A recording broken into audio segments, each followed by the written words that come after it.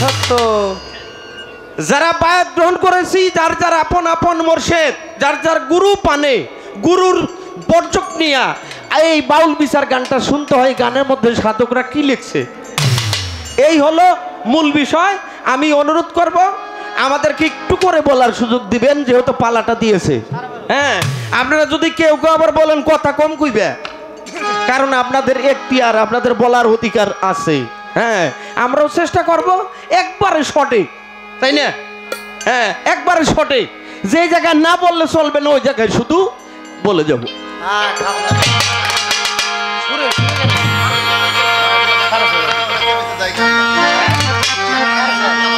হ্যাঁ ভাই, আমি আপনারা নাচাইছি, আমি নিজেও নাচছি, অনেকেই নাচছে। নাচার গান নাচতে হইব, তাই না? আবার যখন কান্নার গান আসবো তখন কানতে হইব। এদিকেও খেয়াল রাখবেন সাধকরা গানের মধ্যে কি বলছে। আমি শরীয়তের পালা নিয়ে সর্বপ্রথম একটি গান করি, তারপর ইলমে মারফত সম্পর্কে চন্দ্র সরকারের কাছে মাত্র একটা প্রশ্ন করার চেষ্টা আমি করব। বাবা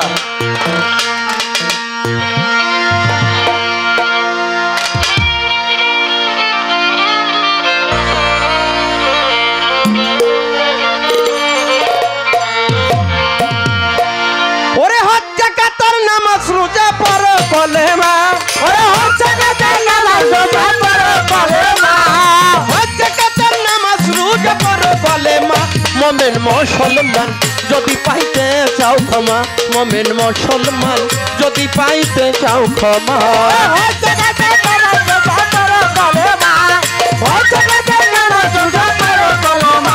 মোমেন মুসলমান যদি পাইতে চাও ক্ষমা, মোমেন মুসলমান যদি পাইতে চাও ক্ষমা, হচ্ছে কাতর নামাজ রোজা পর কলেমা, হচ্ছে কাতর নামাজ রোজা পর কলেমা, হচ্ছে কাতর নামাজ রোজা পর কলেমা। মোমেন মুসলমান যদি পাইতে চাও ক্ষমা, মোমেন মুসলমান যদি পাইতে চাও ক্ষমা, হচ্ছে কাতর নামাজ রোজা পর কলেমা, হচ্ছে কাতর নামাজ রোজা পর কলেমা। মোমেন মুসলমান যদি পাইতে চাও ক্ষমা, মোমেন মুসলমান যদি পাইতে চাও ক্ষমা। রোজায় হবে আত্মসংযম, পারিবে তোমার ধৈর্য রহম, রোজায় হবে আত্মসংযম, পারিবে তোমার ধৈর্য রহম, রোজায় হবে তোমার আত্মসংযম, পারিবে তোমার ধৈর্য রহম। আখেরাতে পাইতে রহমত নেকা মোল্লামা, আখেরাতে পাইতে রহমত নেকা মোল্লামা, ওই আখেরাতে পাইতে রহম নেকা মোল্লামা। মোমেন মুসলমান যদি পাইতে চাও ক্ষমা, মোমেন মুসলমান যদি পাইতে চাও ক্ষমা, হচ্ছে কাতর নামাজ রোজা পর কলেমা, হচ্ছে কাতর নামাজ রোজা পর কলেমা। মোমেন মুসলমান যদি পাইতে চাও ক্ষমা, মোমেন মুসলমান যদি পাইতে চাও ক্ষমা। নামাজে তোমার চক্ষু শীতল, পারিবে তোমার ইমানি বল, নামাজে তোমার চক্ষু শীতল, পারিবে তোমার ইমানি বল, নামাজে হবে তোমার চক্ষু শীতল, পারিবে তোমার নেক আমল। ও বাবা আখেরাতে পাইতে রহম নেক আমল নামা, আখেরাতে পাইতে রহম নেক আমল নামা, আখেরাতে পাইতে রহম নেক আমল নামা। মোমেন মুসলমান যদি পাইতে চাও ক্ষমা, মোমেন মুসলমান যদি পাইতে চাও ক্ষমা, হচ্ছে কাতর নামাজ রোজা পর কলেমা, হচ্ছে কাতর নামাজ রোজা পর কলেমা। মোমেন মুসলমান যদি পাইতে চাও ক্ষমা, মোমেন মুসলমান যদি পাইতে চাও ক্ষমা। বাজান সাধকের বাণী এই বাংলার বুকে যতগুলি সাধক মহৎ গান লিখছে, একবারে দরবেজি লালন সাইজি শুরু করে আমাদের হালিম সাহেব, সানমিয়া বয়েতি, আইনাল বয়েতি, আকমত বয়েতি, ফকির আকমত, এমনি করে আমাদের হালিম বয়েতি বাবা, দলিলউদ্দিন বয়েতি, পরশালী দেওয়ান, রজ্জবালী দেওয়ান সাহেব, খালেক দেওয়ান, মালেক দেওয়ান, এমনি করে আব্দুর রশিদ সরকার পর্যন্ত যতগুলি সাধক গান লিখছে, তারা গানটা লিখতে অনেক সময় নিয়ে লিখছে। আব্দুর রশিদ সরকার বলছে আমি এমনও গান লিখছি একদিনে 5টা। আবার এমন কিছু কিছু গান লিখছি একটা দিন নেয়। একটা গান লিখতে লিখতে আমার 5 দিনের সময় প্রয়োজন পড়ছে। 5টা দিনের সময় প্রয়োজন পড়ছে একটা গান লিখতে। ওই গানটা আমি রশিদ মাত্র 1-2 মিনিটে গাইয়া শেষ করে দিলাম। আমি একটা দিন বুঝলাম না, আমার ব্রেন দিয়ে আমি বুঝতে পারলাম না যে গানটার মধ্যে সাধক কি লিখলো। আমার আবুল চান বলছে হজ যাকাতের নামাজ রোজা পড়ো কলেমা, মুমিন মুসলমান যদি পাইতে চাও ক্ষমা। এটা তো আবুল চান্দের কথা না, আমার আল্লাহর আদেশ, আল্লাহর রসুলের আদেশ। এগুলি মানতে হবে। ফরজ, সুন্নত, ওয়াজিব, নফল, হালাল, হারাম, মাকরুহ, মুবাহ 8টি সরার মধ্যে থেকে, বিশেষ করে 8টা সরার মধ্যে থাইকে আল্লাহর হুকুম হাকাম কোনটা আল্লাহ করতে বলছে আর কোনটাকে বর্জন করতে বলছে, এটা শুধু আমার জ্ঞান বিবেক দিয়া আমার চিন্তা চেতনায় থাকতে হবে। আরে হচ্ছে নামাজ রোজা পড়ো কলেমা, হচ্ছে নামাজ রোজা পড়ো কলেমা, মুমিন মুসলমান যদি পাইতে চাও ক্ষমা, মুমিন মুসলমান যদি পাইতে চাও ক্ষমা। হজ যাকাতার নেক নিয়াতে হাসিয়া খেলিয়া যাবে জান্নাতে। হজ যাকাতার নেক নিয়াতে হাসিয়া খেলিয়া যাবে জান্নাতে। হজ যাকাতার নেক নিয়াতে হাসিয়া খেলিয়া যাবে জান্নাতে। আমার আবুলে কই মুক্তি পেতে নেক করো জমা, আবুলে কই মুক্তি পেতে নেক করো জমা, আবুলে কই মুক্তি পেতে নেক করো জমা। মুমিন মুসলমান যদি পাইতে চাও ক্ষমা, মুমিন মুসলমান যদি পাইতে চাও ক্ষমা।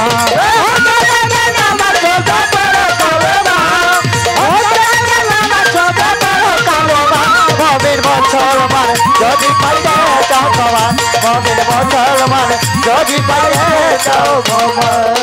একেবারে ছোট বাজাও তোমারে দ্বারাই কইয়া, কথা কম বলার জন্য নিষেধ গেছি পাইয়া। বেশি বেশি হবে গান, আদেশ গেল করে, তাই ছোট্ট করে প্রথমবারে যাব জিজ্ঞাসা করে। আমার শরীয়তের ভূমিকায় আমি প্রথমবারে গান করেছি হজ যাকাতের নামাজ রোজা পড়ো কলেমা, মুমিন মুসলমান যদি পাইতে চাও ক্ষমা। এটা দরকার, তাই না বাবা? আমি আমার মারফতের আলেম সাহেবের কাছে জিজ্ঞাসা করব, এটা কিছু সংখ্যক তরিকতের মানুষরা কয়ে বেড়ায় বাবা। এই যারা কয় তার গুরু, তার মুর্শিদ কেবলা 5 ওয়াক্ত নামাজ আদায় করে, নামাজ পড়ে, অথচ ভক্ত হইয়া মসজিদে আজান দেয়, উনি পয়সা থাকে 4 দোকানে। এটা গীবত না বাবা, এটা কিন্তু গীবত না, এটা হলো সত্য যেটা, ওই কথাটা আমি বলতেছি। হ্যাঁ, তার গুরু কেবলা, তার মুর্শিদ কেবলা মসজিদের মধ্যে যায় নামাজ আদায় করে।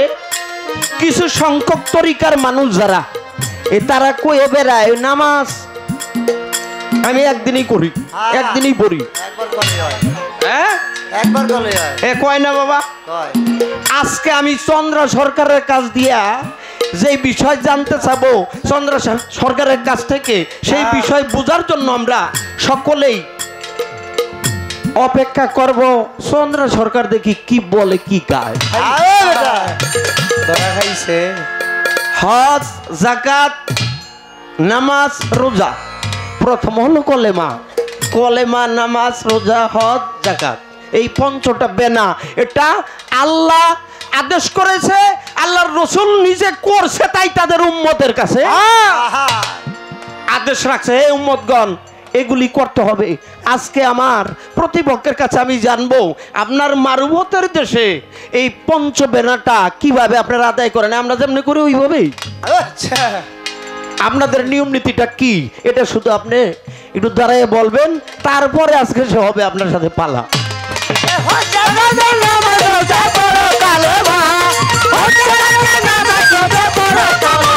মমিন মুসলমান যদি পাইলে চাও ক্ষমা মমিন মুসলমান যদি পাইলে চাও ক্ষমা আরে হজ জাকাতের নামাজ রোজা পড়ো কালেমা হজ জাকাতের নামাজ রোজা পড়ো কালেমা হজ জাকাতের নামাজ রোজা পড়ো কালেমা মমিন মুসলমান যদি পাইতে চাও ক্ষমা মমিন মুসলমান যদি পাইতে চাও ক্ষমা মমিন মুসলমান যদি পাইতে চাও ক্ষমা আমাদের দুইজনের থাকে কারণ আমার আজিজ চান আমার হালিম চান আমি তো বাবা নিজের কতটুকু ছোট ভাবে এটাই তো মহতের লক্ষণ এটাই তো জ্ঞানীদের লক্ষণ নিজের ছোট দেখা তাম দুনিয়ার মানুষ বড় আমি সব চাইতে নগণ্য এটা হলো মহতের একটা লক্ষণ বাবাজান বলেছে আমি তো রকম না অত বড় একজন মাপের মানুষ না আমার নাম নিও না বলে না নিও কিন্তু আমার মোর্শেদ আমার আজিজ চান আমার হালিম চাঁদের নামটা যেন প্রত্যেক গানের মধ্যে থাকে তোমাদের প্রতি আদেশ রাখলাম আমরা চেষ্টা করব সেভাবে আমার হেলাল মাঝি ভাই তিনি একটি গানের কথা বলছে আমি পরের আসরে এই গানটা গাবো এখন গেলে আবার যদি জায়গা চালাক আছে ওই গানটা গাওয়ার পরে উনি গানটা শুনে যদি জায়গা আমি রাখুম কি দিয়ে তো এই গানটার অপেক্ষা পক্ষে থাকুক এই গানটা আমি পরের আসর গাবো আগে আমি দরবারে একটি গান রাখার চেষ্টা করি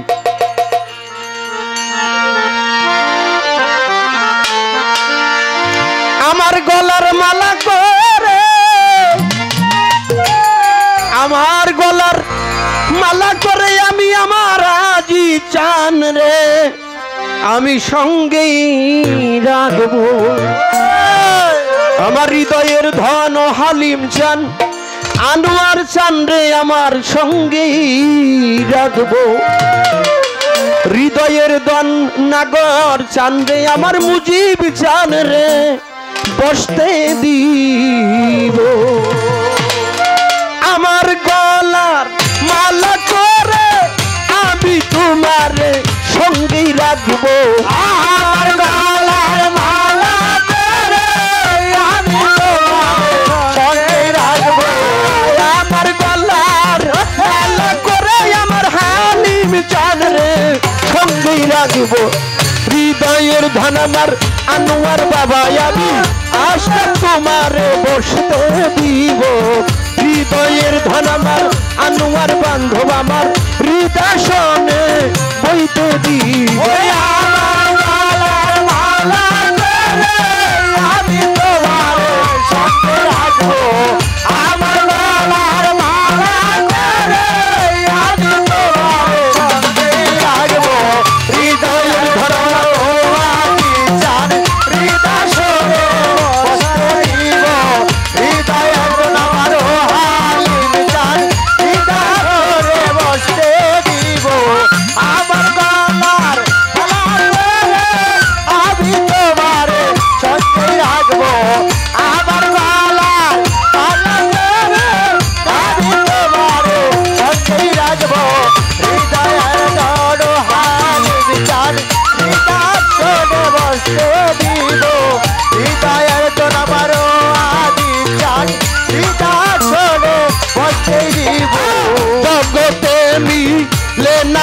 এমন তোমার মতে আর নাই কোন জগতে মিলে না এমন তোমার মতো নাই কোন জগতে মিলে না এমন আর তোমার মতো নাই কোন জন কোটি তারার মাঝে চন্দ্র চন্দ্রের তুলনা কি বা দিব তারার মাঝে চন্দ্রের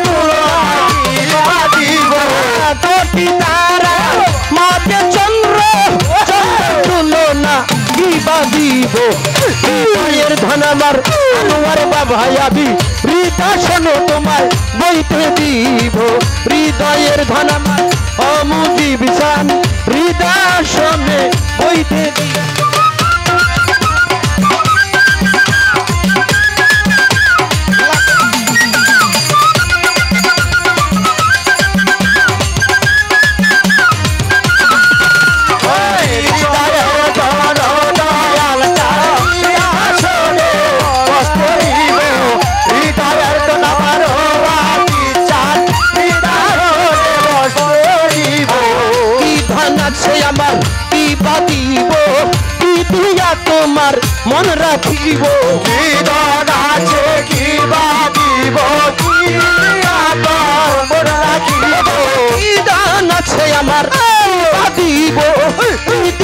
তোমার মন রাখিব আমার বন্ধু যাহা কিছু হালিম চরণে সেবাই দিব আমার বন্ধু যাহা কিছু ওই চরণে সেবাই দিব আমার বন্ধু যাহা কিছু আমার আদির চরণে সেবা দিব হৃদয়ের ধন মুজিব চান আনোয়ার বাজান রে বইতে দিব হৃদয়ের ধন আমার অমর শেদ মাওলা হৃদয় শোনে বইতে দিব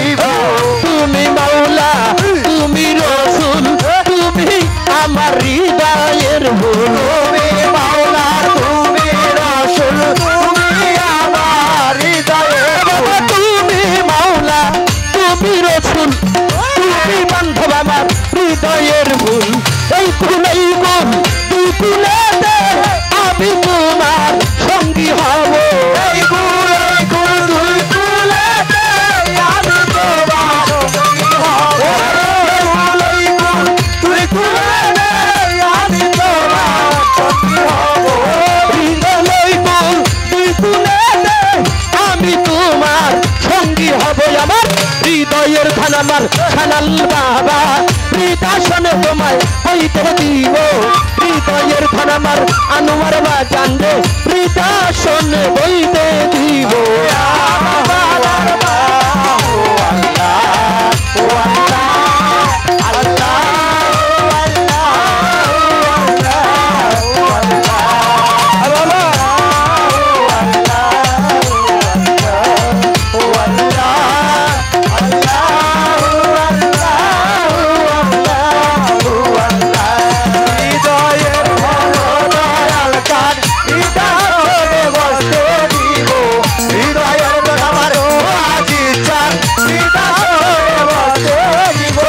রশিদেরি আহাজারি আবুল বাবা হও কান্ডারি রশিদেরে আহাজারি আবুল বাবা হও কান্ডারি রশিদেরি আহাজারি আমার মুজিব বাবা হও কান্ডারি আমি তাহারা বারে আমি তোমারে পাইলে জন্ম আমার ধন্য হইব তাহারা বারে তোমারে পাইলে জন্ম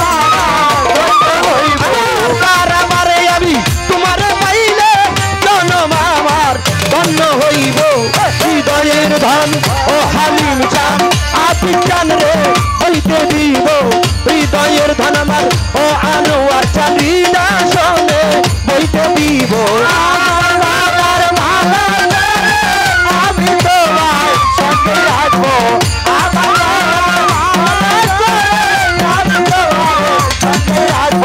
হৃদয়ের ধন আমার চান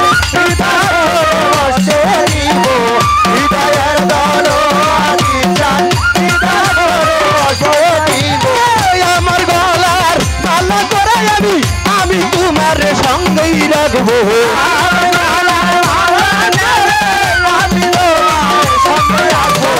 আমার গলার মালা করে আমি তোমার সঙ্গেই রাখবো হৃদয়ের বন্যাবি হৃদয়ের ধন আমার আনোয়ার বাবা আমি হৃদয়ের ধন আমার আজি চান রে হালিম চান রে বইতে দিব হৃদয়ের ধন আমার ও মুজিব চান নাগর চান রে শানাল বাবা তোমায় বইতে দিব আমার মোরশেদ মাওলা তোমায় বইতে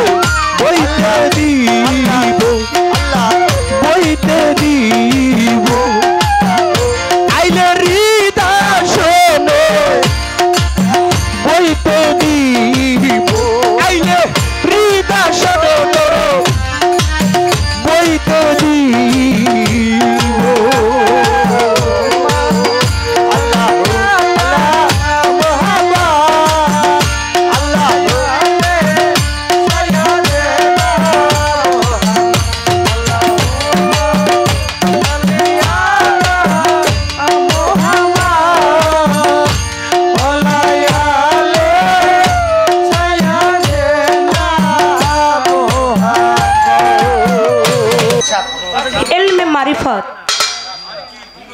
ইলমে শরীয়তের ভূমিকায় রেখেছেন রশিদ সরকারকে, ইলমে মারফতের ভূমিকায় রেখেছেন আমি চন্দ্রা আমাকে।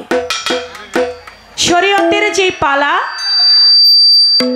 সেই পালা অনুযায়ী বেহালা কমাই দেন দাদু ভাই, যেখানে যে ওয়াজ নসিহত কোনোটাই মাওলানা সাহেব কম করে নাই, তার যে তাগিদ দেওয়া সেটা তিনি দিয়েছেন।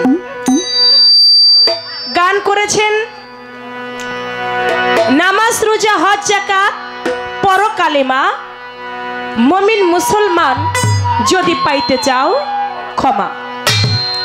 এ গান করে বেহালা কমাই দেন। আমার কাছে একটি প্রশ্ন রেখেছেন,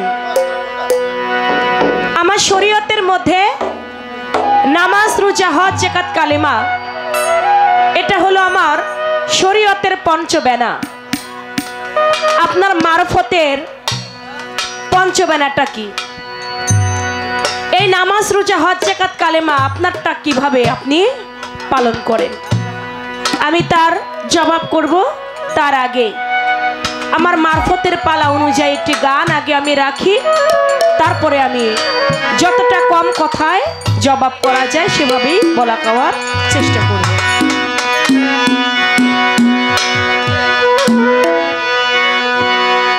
রব কোথায় তোর মাবুদকে মারব কোথায় তোর, রব কোথায় তোর মাবুদকে জানি না কামেল মুর্শিদ ধরে, তৌহিদ সাগরের বিচে ডুব দিলে মন পাবি মাওলা রে, তৌহিদ সাগরের বিচে।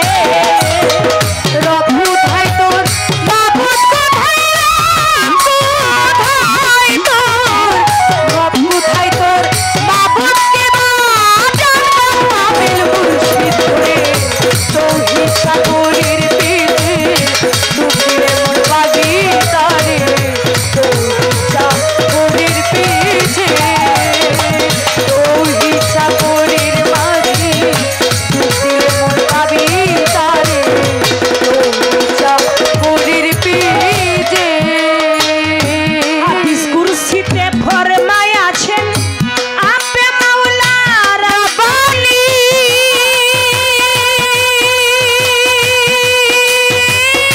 ওয়ালে ফাকরে ফাকরে আল্লাহ হই মিন্নি রে, ফাকরে আল্লাহ হই মিন্নি, ফাকরে আল্লাহ হই মিন্নি, আরে ও ডরো।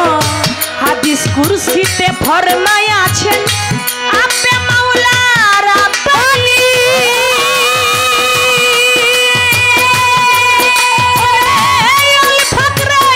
ওয়ালে ফাকরে ফাকরে আল্লাহ হই মিন্নি রে, ফাকরে আল্লাহ হই মিন্নি, আল্লাহ কয় ফকির রয়া মারি ভিতর,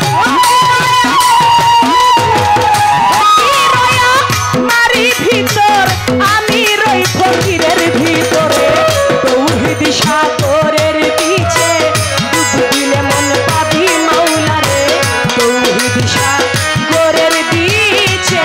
হারমোনিয়াম একটু কমান।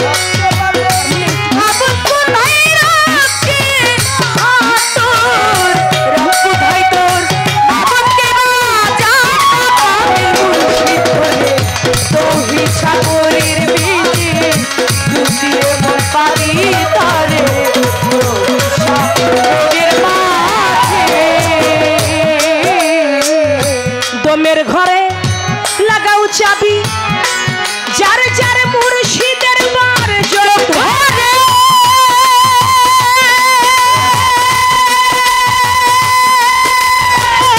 তাহলে তুমি পাইতে পারো দয়াল যদি দয়া করে, দয়াল যদি দয়া করে, যদি দয়া করে, ও দয়াল। দমের ঘরে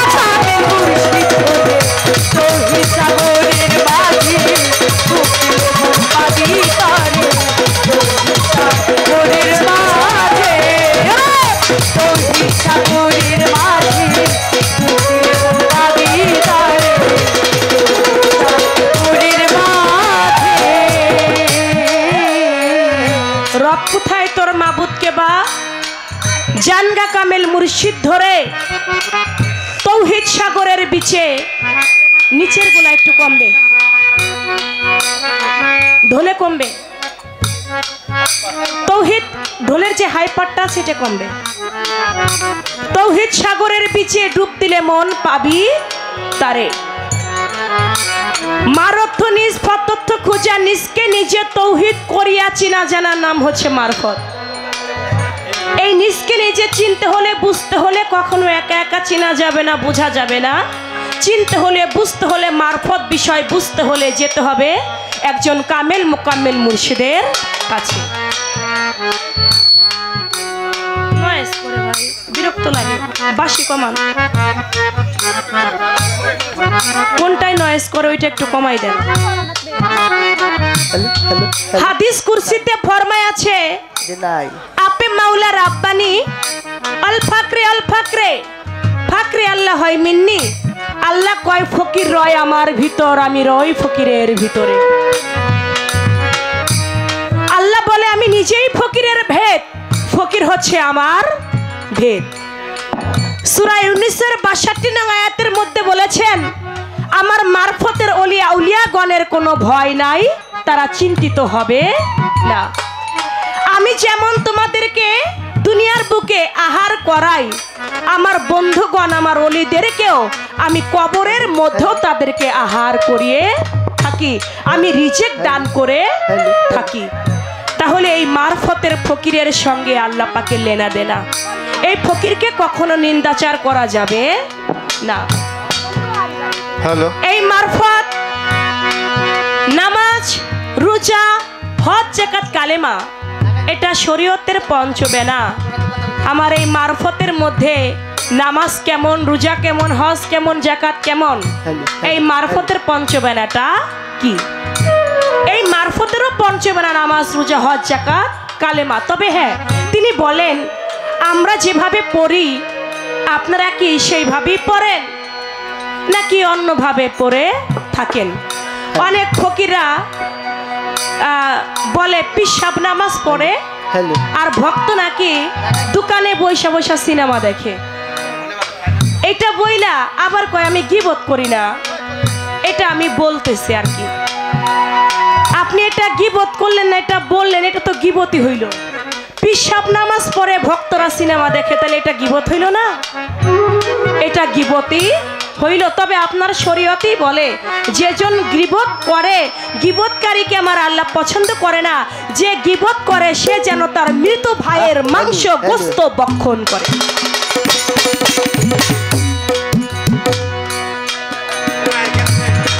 ছোট ভাইয়েরা বাম সাইডে কিন্তু অনেক বেশি কথা হয়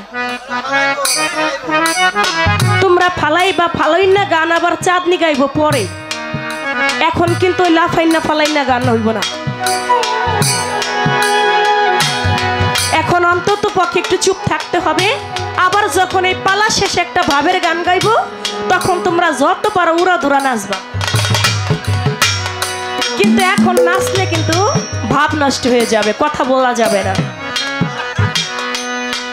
আমার মারফতের নামাজ বাবা ধরলে নামাজ খুদা মিলে ছাড়লে নামাজ কাফের হয় নামাজে বসে দেখো এই নামাজে কথা কয় বসিয়া দালাসনে তাকাইয়া মক্কার প্রাণে আহাম্মত ওজুদানে নজর দিও ফাতেহায় মিলবে খুদা তোমার সনে যেমন মিলছে কালেমায় নামাজে বসে দেখো আমার এই নামাজে কথা কয় সেজদা দিও এমন জায়গায় মকরুম করে না যেথায় সেখানে খুঁজলে পাইবা কোরআনের 13 পারা পীর আউলিয়া দেখছে খুদা সেজদা দিয়া এই জায়গায় নামাজে বসে দেখো এই নামাজে কথা কয় যেখানে সেজদা দিলে সহজে খুদা মিলে নাউজুবিল্লাহ বলে কিছু কিছু কাঠমুল্লায় হাসানে কয় খাঁটি আলেম দেখা তারা খুশি হয় নামাজে বসে দেখো আমার এই নামাজে কথা কয় আমরা এমন ভাবে নামাজ পড়ি নামাজের মধ্যে মশায় কামড় দিলেও আমরা টের পাই না নামাজের মধ্যে আমরা জুতার চিন্তা করি না নামাজের মধ্যে আমার স্ত্রী আমার সংসারের চিন্তা আমি করি না নামাজ পড়ি এমন ভাবে যেই নামাজের মধ্যে আমার মাওলার সঙ্গে আমার লেনা দেনা মেরাজ হয় আত্মাহিয়াতুর বৈঠকেতে আত্মাকে তুই বিলীন কর, হলে তোর আত্মার শান্তি পাবি, মুক্তি দেখবি। নামাজ কি সুন্দর, স্বচোখে দেখে শুনে দিল হুজুরি নামাজ পড়। আমি স্বচোখে দেখে শুনে দিল হুজুরি নামাজ পড়ি। আমার নামাজের নিয়ম কানুন একটু ভিন্ন, এমন ভাবে নামাজ পড়ি যেমন ভাবে নামাজ পড়েছিল মাওলা আলী করিমুল্লাহ ওয়াজহু। তিনি নামাজ পড়বে, কাফের বেদিনরা যুদ্ধের মাঠে হযরত আলীর পায়ের মধ্যে তীর মেরে দিয়েছে। হযরত আলী ব্যথা বেদনায় যখন সাহাবারা তীর টেনে খুলতে যায়, ব্যথা বেদনায় চিৎকার করে ওঠে। আমার দয়াল নবী বলে, তোমরা এখন হযরত আলীর পায়ের তীর খুইল না, যখন নামাজের টাইম হবে, হযরত আলী যখন নামাজে দাঁড়াবে, ওই মুহূর্তে হযরত আলীর পায়ের তীরটা তোমরা খুলে নিও। নামাজের সময় হয়েছে, হযরত আলী নামাজ পড়তে দাঁড়িয়েছে। সাহাবাগণ হযরত আলীর পায়ের তীরটা টেনে টেনে খুলতেছে। ব্যথা কি বেদনা কি হযরত আলী কোনো কিছু টের পাইল না। আমরা এমনি ভাবে নামাজ পড়ি, যেই নামাজে দুনিয়ার মুখে কি হয়, আমার গায়ে আঘাত করলেও আমি সেটা টের পাই না। এটাই হচ্ছে আমার মারফতের নামাজ। বলে আমার মারফতের রোজা কি, কালেমা কি? বাবা, মারফতের কালেমাটা হচ্ছে এমন, লা ইলাহা ইল্লাল্লাহ মুহাম্মদ রাসূলুল্লাহ। এই কালেমা তো সবার বেলায়, শরীয়তেও আছে, মারফতে আছে, হাকিকতে আছে, তরিকতে আছে, হদানিয়াতে আছে। 5টা তরিকার মধ্যে এই কালেমা আছে। কিন্তু মূল কালেমা কোনটা বাবা? লা ইলাহা ইল্লাল্লাহ। আদম যখন সৃষ্টি হইল, আদমের বেলায় ছিল আদম শফি উল্লাহ। লা ইলাহা ইল্লাল্লাহ ইসমাইল জামিউল্লাহ। লা ইলাহা ইল্লাল্লাহ মুসা কালিমুল্লাহ। লা ইলাহা ইল্লাল্লাহ ইব্রাহিম খলিলুল্লাহ। লা ইলাহা ইল্লাল্লাহ আমার মুহাম্মদ। লা ইলাহা ইল্লাল্লাহ মুহাম্মাদুর রাসূল আল্লাহ। আর আমরা তরিকতের বেলায় এই কালেমা তো পড়ি, তার ভিতরে আরো একটা এক্সট্রা কালেমা পড়ি। সেই কালেমাটা কি?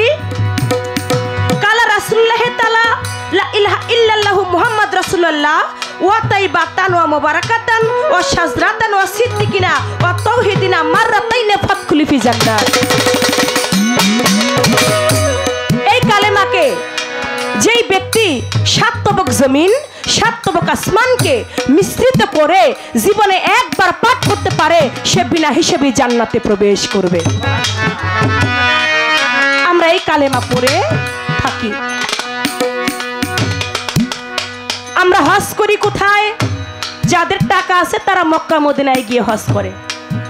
যাদের টাকা নাই, পীরের বাড়ি ভক্তের কাবা মেরাজ হয় দেখা মাত্র। যেজন আল্লাহর পীরের বাড়ি ভক্তের কাবা মেরাজ হয় দেখা মাত্র, যেজন কামেল পীরের হয় খাঁটি ভক্ত। তাই আমরা যার যার কামেল মুর্শিদের বাড়িতে গিয়ে সেই হজটা আদায় করে থাকি। যারা টাকা আছে তারা মক্কা মদিনায় যায়, আর যাদের নাই তারা মুর্শিদের বাড়িতে গিয়ে হজ আদায় করে থাকে। যাকাতটা কি? এই যাকাতটা বাবা যার যার আমিত্বকে যাকাত দিতে হবে, যার যার মুর্শিদের চরণে। যে আমিত্বকে যাকাত দিতে পারলো তার দুনিয়ার আর কোনো যাকাত বাকি থাকে না। আমার মারফতে বলে, আমার বাড়ি, আমার টাকা, আমার ঘর, আমার পয়সা, এই যে আমি এই আমিত্বকে যতদিন পর্যন্ত আমার মাওলার দরবারে কুরবান যাকাত না করা হবে, ততদিন পর্যন্ত পরিশুদ্ধ একটা মানুষ হওয়া যাবে। আমার মারফতের রোজা কি? আপনারা তো 1 বছর পরে 1 মাস রোজা আসে। 1 বছরে যা খান আমার মনে হয় রোজার মাসে তার ডবল খান। সত্য কথা। হ্যাঁ, রোজার মাসে আরো 2 ডিম বেশি ভালো ভালো খায়, বাজার সদায়ও একটু বেশি বেশি খায়, ফলমূল আইনা বর্গে খায়। এমনি মাসে খরচ যদি যায় 40,000 টাকা, রমজান মাসে খরচ যায় 80,000 টাকা, তারও বেশি। মুখখান যদি মাওলানা সাহেবের শুকায় যায়, এজন্য ভালো ভালো 2 ডিম খায়। কিন্তু আমরা তরিকতের মানুষ যারা, আমরা মারফতপন্থী যারা, তারা 12 মাসই রোজা রাখি। 12 মাস রোজা রাখি। কিভাবে? রোজাটা হচ্ছে আত্মসংযম করা, নফসকে দমন করা। যে নফসকে দমন করতে পারে তার জন্য তো রোজা হয়। আমার হাতের রোজা রাখতে হবে, চোখের রোজা রাখতে হবে, নাকের রোজা রাখতে হবে, মুখের রোজা রাখতে হবে, কানের রোজা রাখতে হবে, পায়ের রোজা রাখতে হবে।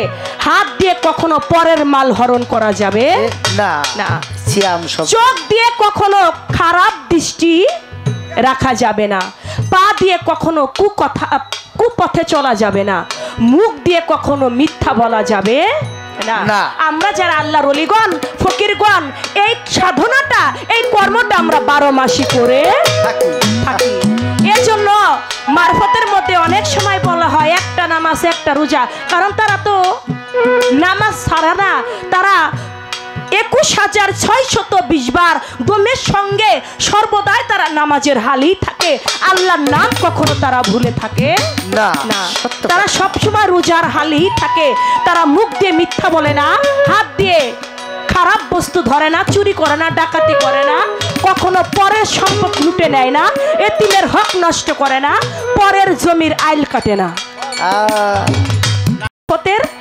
এই 5টি বিষয় আমি আপনাকে তুলে ধরলাম। রব কোথায় তোর, মাবুদ কোথায়,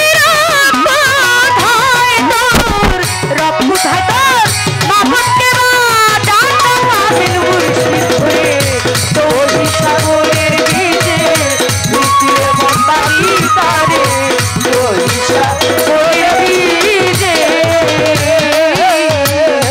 অন্ধের চোখে চশমা দিলে দেখা যায় কি খুদার রূপ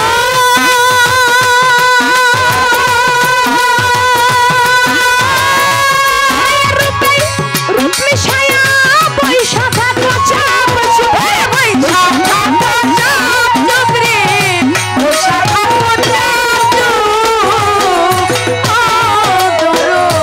অন্ধের চোখে চশমা দিলে দেখা যায় কি খুদার রূপ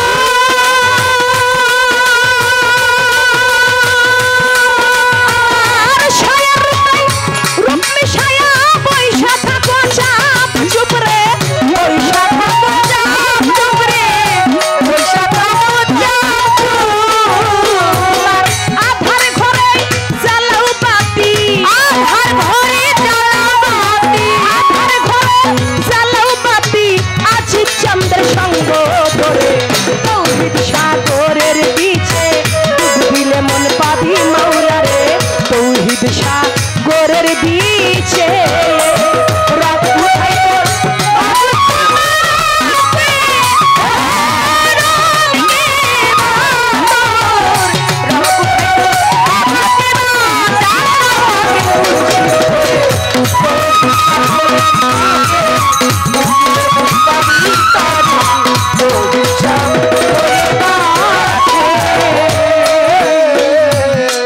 এবার আপনার কাছে আমার প্রশ্ন থাকবে, আপনি গান করেছেন নামাজ রোজা হজ যাকাত পড়ো কালেমা, মুমিন মুসলমান যদি পাইতে চাও ক্ষমা।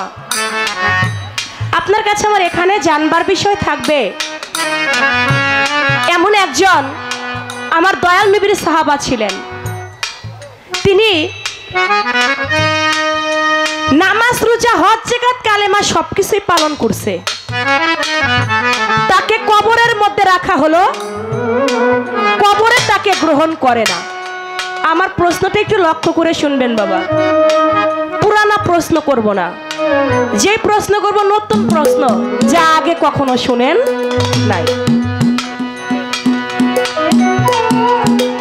আমার শ্রদ্ধেয় বড় ভাই সামাদ মেম্বার ভাই, আমি আমার ভাইকে বলছি, ভাই মঞ্চে আসেন, দূরে হয়ে গেছে, আসেন এখানে আসেন।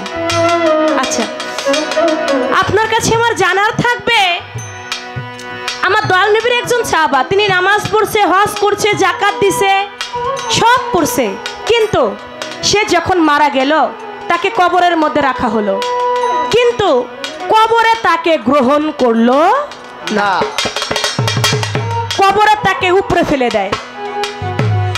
একবার উপরে ফেলে দিল, 2 বার ফেলে দিল, আবার 3 বারও কবরের মধ্যে রাখা হলো, কিন্তু কবরে তাকে গ্রহণ করলো না। তখন ওই সাহাবাগণ আমার দয়াল নবীর কাছে গেল, ইয়া রাসূলুল্লাহ, আপনার এই সাহাবাকে 3 বার কবরের মধ্যে রাখলাম, কিন্তু কবর তাকে গ্রহণ করে না, 3 বার কবরেই তাকে উপরে ফেলে দেয়, এ কারণ কি? আমার দয়াল নবী সেদিন বলছিল তোমরা এই কাজটা করো। আপনি বলবেন তাকে কি কবর দিয়েছিল? কবরে তো তাকে গ্রহণ করে না। তাহলে তাকে কি কবর দিয়েছিল, নাকি আগুনে পুড়িয়েছিল, নাকি তাকে ভাসিয়ে দিয়েছিল? কি করেছিল? কবরে তাকে গ্রহণ করলো না কেন? তিনি ছিল কে? তার নাম ছিল কি?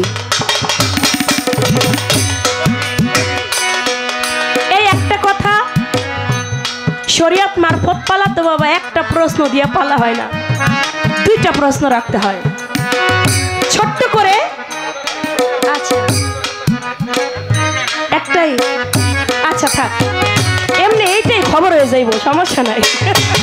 কোথায় তোর বাবুর কোথায় জানা কামিল মুর্শিদ ধরে তৌহিদ সাগরের ভিড়ে দুদিরে মন পাবি তারে সাগরের ভিড়ে। অন্ধ লোকে বুঝবে কি আর প্রদীপেরই ঠিকানা?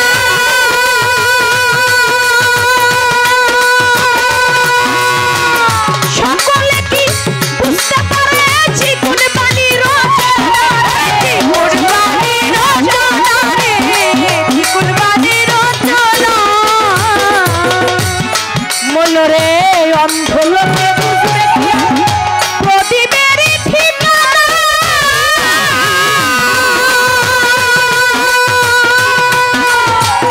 সকলে কি বুঝতে পারে জীবন বাণীর রচনা? ফকির আহম্মদের তালের ডিঙ্গি, আহম্মদের তালের ডিঙ্গি ডুবলো শুকনা বালুর জলে। তৌহিদ সাগরের নিচে ডুব দিলে মন পাবি মাওলা রে। তৌহিদ সাগরের বিচে প্রভু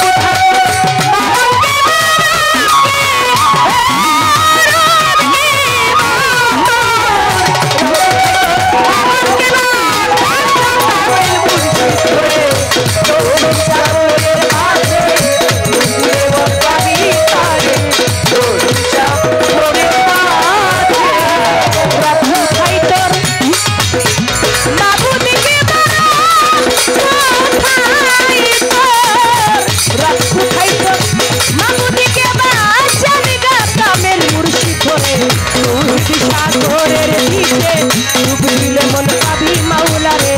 তৌহিদ সাগরের নিচে, তৌহিদ সাগরের নিচে ডুব দিলে মন পাবি মাওলা রে। তৌহিদ সাগরের নিচে।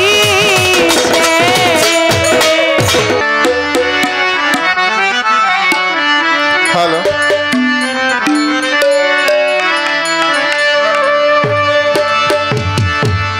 যতই ভাবি ভুলে যাব, যতই ভাবি ভুলে যাব, ততই প্রেমে বাঁধে রে আমায়।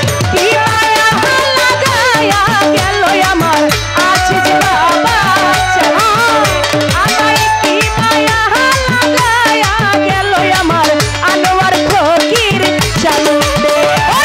যতই ভাবি ভুলে যাব, যতই ভাবি ভুলে যাব, ততই প্রেমে বাঁধি রে আমায়। কি মায়া লাগায়া গেল দয়াল বাবা চাঁদে, আমায় কি মায়া লাগায়া গেল সাদার বাবা চাঁদ। আমার দয়াল চাঁদের প্রেমের বাতাস লাগিল যার অঙ্গে রে। দয়াল চাঁদের ভাবের বাতাস লাগিল যার অঙ্গে রে। নাগর চাঁদের প্রেমের বাতাস লাগিল যার অঙ্গে রে।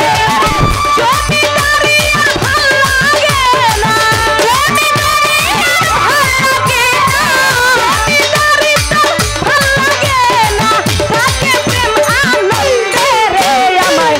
কি মায়া লাগায়া গেল আমার চন্দ্রপুরী চাঁদে, আমায় কি মায়া লাগায়া গেল আমার আজি সিস্তি চাঁদে।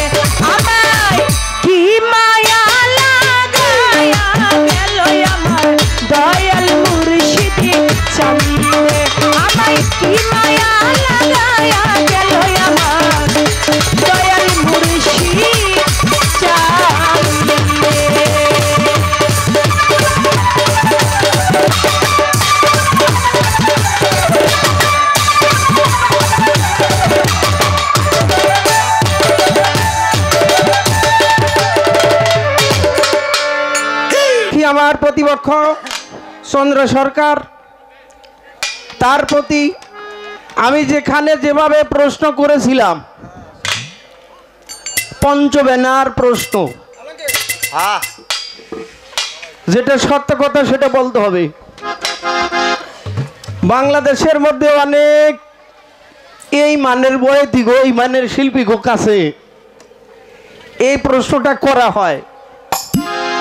হ্যাঁ, বিভিন্নভাবে রঙ্গ ব্যঙ্গ কইরা তারপর প্রশ্ন জবাবটা দেয়।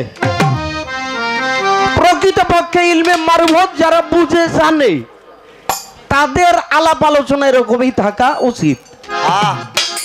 এজন্য চন্দ্র সরকারকে আমার পক্ষ থেকে আমি ধন্যবাদ রাখলাম।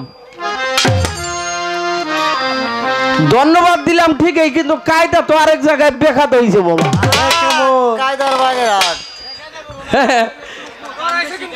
মানে গীবত করে গেলাম আমি, এক প্রকারের কষ্ট তিনি পাইছে। কারণ আপনি এটা গীবত করলেন, কারণ গীবতকারী আপন ভাইয়ের গোস্ত চাবাইয়ে খায়। যে গীবত করে এটা আল্লাহ রসুলের কথা, এটা এক প্রকারের ফতোয়া। তবে একটা কথা কই, এটা শরীয়তের মধ্যে থাইকা ইলমে মারফত, হাকিকত, তরিকত, ওয়াহদানিয়াত, খাসিলত, যে যাই কিছু করে সব কিছু ঠিক রেখে, হ্যাঁ, এই ইলমে শরীয়ত যারা ভালোভাবে পালন করতে পারে তারাই এই ফতোয়াটা দাঁড় করে। ফতোয়া সম্পর্কে তো আপনাদের ওরকম ধ্যান ধারণা নাই, এজন্য এই কথাটা আপনি বলতে পারছেন। কি লিগে? ওই যে গীবত, আপনার নিজের মুখ দিয়ে বলছেন আল্লাহ রসুল বলেছে মাওলা আলীর পায়ে তীর বেঁধেছে। হ্যাঁ, এই তীর তোমরা এখন খুইলো না, নামাজের টাইম হবে তখন খুলবা। বাবা বলছে না, এখন এই নামাজের টাইমটা কি মারফতের মধ্যে আছে না ইলমে শরীয়তের মধ্যে আছে? এই টাইমটা হলো 5টা টাইম। হ্যাঁ, 5টা টাইম। এই 5টা টাইমের নাম ফজর, জোহর, আসর, মাগরিব, এশা। এই হলো টাইমের নাম, আর নামাজের নাম এটা না। এই টাইম মোতাবেক মাওলা আলীকে তীর খুলতে হবে, তার পায়ের মধ্যে থেকে নামাজের টাইম হবে তখন। আর এই নামাজের টাইমের কথা আমি কইলাম, এই সময় চায়ের দোকানে চা খাইবো, সিনেমা দেখবো, এই বন্ধু শুন রেখে, এইটা আমি কইতে পারবো না, এটা গীবত হইব? ও বাবা, এটা কি গীবত হইব? তারপরও আপনি বলছেন এটা একটা বিষয়, কারণ নিজে ভালো, তামাম দুনিয়াটাই ভালো। এটাও একটা মতামত, সেই মতটা আপনি প্রকাশ করেছেন।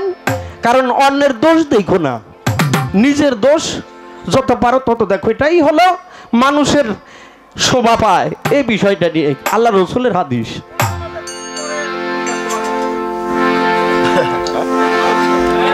সুন্দর কথা কইছে, ভালো একটা কথা কইছে। বাইরে কেন আপনারা দমকান? হযরত মাওলা আলী করমুল্লাহ ওয়াজহু, মাওলা আলী মুশকিল কুশা, তার পায়ের মধ্যে তীর বাঁধছে যুদ্ধের মধ্যে যাইয়া। তখন রাত্রিবেলা, বাবা খেয়াল করে শুনবেন, রাত্রিবেলা সাহাবারা খেয়াল করলো পায়ের মধ্যে তীর বাঁধছে, দিনের বেলায় যুদ্ধে যাইয়া। রাত্রিবেলা ওই তীর খুলতে চেষ্টা করে আল্লাহ রসুল, তখন তাদেরকে বলে যে কিছুক্ষণ পরে মসজিদে নববীতে ফজরের আজান হবে, আসসালাতু খায়রুম মিনান নাওম বলবে নামাজের, ঘুমের চাইতে নামাজ উত্তম। এই নামাজের সময় তোমরা তীর খুলতে পারো। অবশেষ মাওলা আলী তার কানের মধ্যে শুনেছে এই কথাটা। মাওলা আলী করমুল্লাহ ওয়াজহু যখন তাহাজ্জুদ নামাজের মধ্যে যাইয়া অংশগ্রহণ করে, এই তাহাজ্জুদ নামাজের মধ্যে, তখন সাহাবারা চিন্তা করে নামাজ এখন দাঁড়ায় গেছে গা, আল্লাহ রসুল বলেছে নামাজে দাঁড়াবে। তাহাজ্জুদ নামাজ যখন আদায় করে আল্লাহর সাথে লয়প্রাপ্ত হয়ে যায়, তখন পায়ের মধ্যে থেকে তীর খুলছে, তখন আর আঘাত লাগে নাই। আমার ভাই প্রশ্নটা করেছিল, আমি যতটুকু পারছি চেষ্টা করছি বিষয়টা জবাব দেওয়ার জন্য। এবার আমার কাছে প্রশ্ন করছে বিশাল একটা বিষয়, কি করছ পালা দিছেন কে পালা বন্ধ করে দেন আমার হেলাল মাঝি ভাই আমাদের মাঝে বসা তিনি বলছে কথা কম যেন হয় আমরা চেষ্টা করতেছি যে এটা না কইলে হইব না হ্যাঁ আপনারা প্রশ্ন করেন কে হ্যাঁ আপনারা প্রশ্ন করেন আপনাকে প্রশ্ন উত্তর দিতে হবে না বাবা প্রশ্ন রেখেছে নামাজ হজ যাকাত কলেমা সবই তিনি করছে এমন একজন ব্যক্তি আল্লাহ রসুলের একজন সাহাবা তিনি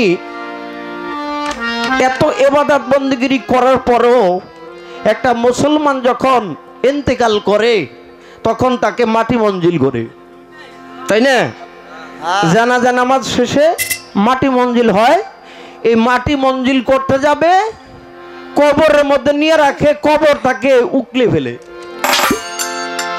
কবর তাকে গ্রহণ করতেছে না কবরের মধ্যে আবারও চেষ্টা করে অবশেষ কবর আবারও তাকে ফেলে দেয় অবশেষ আল্লাহ রসুলের কাছে যাইয়া সংবাদ পৌঁছায় ইয়া রাসূলুল্লাহ অমুক ব্যক্তি গ্রামের তিনি ইন্তেকাল করছে মাটির কবরে তাকে গ্রহণ করে না আল্লাহ রসুল আসলো আয়েশা জানলো শুনলো বুঝলো কারণটা কি অবশেষ আল্লাহ রসুল বলল তোমরা এই কাজটা করো সেই কাজটা কি কি কাজটা করতে কইছিল ওই ব্যক্তির নাম কি ওই কাজটা কি করছিল নাকি করে নাই প্রশ্নটা তার এই আমি জবাব দেওয়ার জন্য চেষ্টা করব ছোট্ট করে একটি গান করব আমাদের হালিম বাবা হালিম সাধক হালিম বয়েতি আমি তার একটি কালাম করে তারপরে তার প্রশ্নের জবাব দেওয়ার চেষ্টা করব দেখ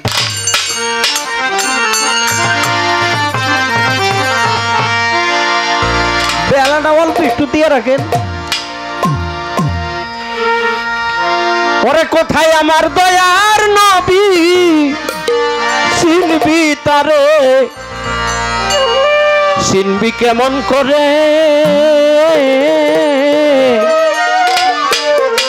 শরীয়ত জানলে পাবি দিনের নবী পয়গম্বর রে শরীয়ত মানলে পাবি দিনের নবী পয়গম্বর রে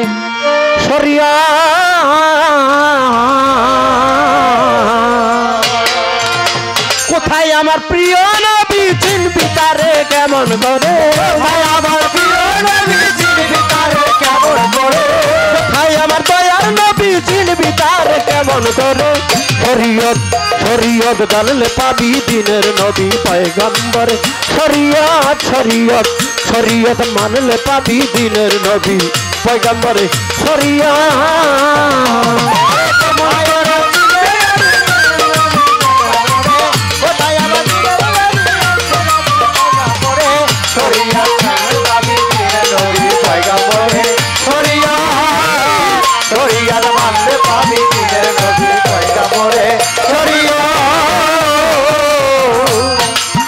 ও বাবা রোজা নামাজ পাঞ্জে গানা তুমি করো রে মন 16 আনা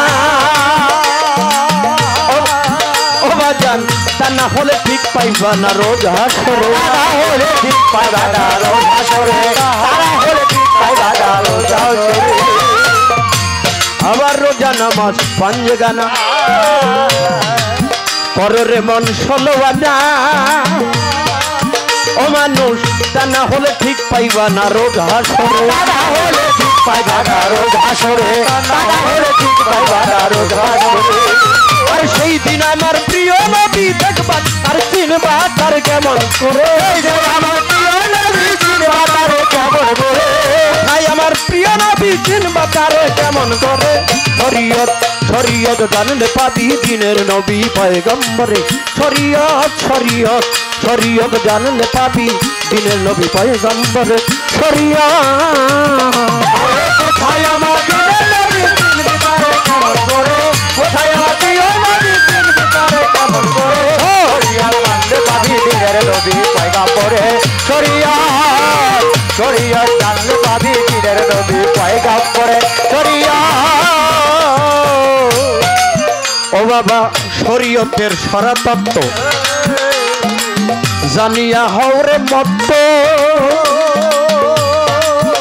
বাবা নামাজে পবিত্রতা হয় অন্তরে, নামাজে পবিত্রতা হয় অন্তরে, নামাজে পবিত্রতা হয় অন্তরে। শরীয়তের সরাতত্ত্ব জানিয়া হরে মত্ত, নামাজে পবিত্রতা হয় অন্তরে, নামাজে পবিত্রতা হয় অন্তরে, নামাজে পবিত্রতা হয় অন্তরে। আরে নামাজ দেখি দেখি নামাজ ছাড়তে পারে, নামাজে না তারে ছাড়ে, সেই নামাজ ছাড়তে পারে, নামাজে কি তারে ছাড়ে। নামাজ রে থাকতে পারে, নামাজ রে থাকতে পারে, নামাজে না তারে ছাড়ে। শরীয়ত জানলে পাবি দিনের নবী পয়গম্বর, শরীয়ত জানলে পাবি দিনের নবী পয়গম্বর। শরীয়ত তারে কেমন করে, ও ছায়ানো জানালে দিল্লি তারে কেমন করে। শরীয়ত মানলে পাবি দিনের নবী পয়গম্বরে, শরীয়ত জানলে পাবি দিনের নবী পয়গম্বরে। শরীয়ত বাজান হালাল হারাম মাকরুম ওয়া হালাল হারাম ভালো মন্দ, যে কাজে না পছন্দ ও মানুষ ইসলামে করো কেন দ্বন্দ্ব তার করে। ইসলামে করো প্রচার করে, ইসলামে করো প্রচার করে। হালাল হারাম ভালো মন্দ, যেই কাজে না পছন্দ ওরে মানুষ ইসলামে কেন করো দ্বন্দ্ব তার করে। ইসলামকে করো প্রচার করে, ইসলামকে করো প্রচার করে। আবার শরীয়তে হীরার ছুরি হালিম কয় পাপ বর্জন করে। শরীয়তে জুরি হারি বাজে, শরীয়তে হীরার ছুরি, শরীয়তে হীরার ছুরি হালিম কয় পাপ বর্জন করে। শরীয়ত জানলে পাবি দিনের নবী পয়গম্বরে, শরীয়ত জানলে পাবি দিনের নবী পয়গম্বরে। শরীয়ত তারে কেমন করে, ও ছায়ার বদলে তারে কেমন করে। শরীয়ত জানলে পাবি দিনের নবী পয়গম্বরে। শরীয়ত জানলে পাবি দিনের নবী পয়গম্বরে। আরে কোথায় আমার দয়ার নবী চিনবি তারে কেমন করে। কোথায় আমার দয়াল নবী চিনবি তারে কেমন করে। কোথায় আমার প্রিয় নবী, কোথায় আমার দয়াল নবী চিনবি তারে কেমন করে। শরীয়ত জানলে পাবি দিনের নবী পয়গম্বরে।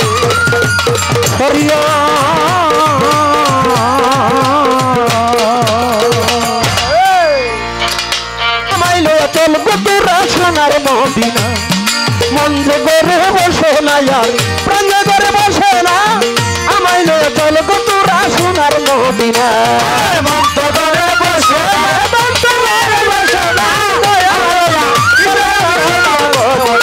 আমার মন তো করে বসে না রে, মন তো করে বসে না।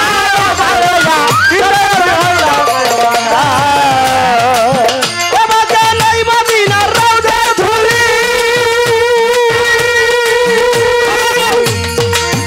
আমাকে সুরমা বলে দিব ধুলি আর মুসলমান। ওরে ওই মদিনার রওজার ধুলি, চলে সুরমা বলি আরে বন্ধু। ওরে ওই মদিনার রওজার ধুলি,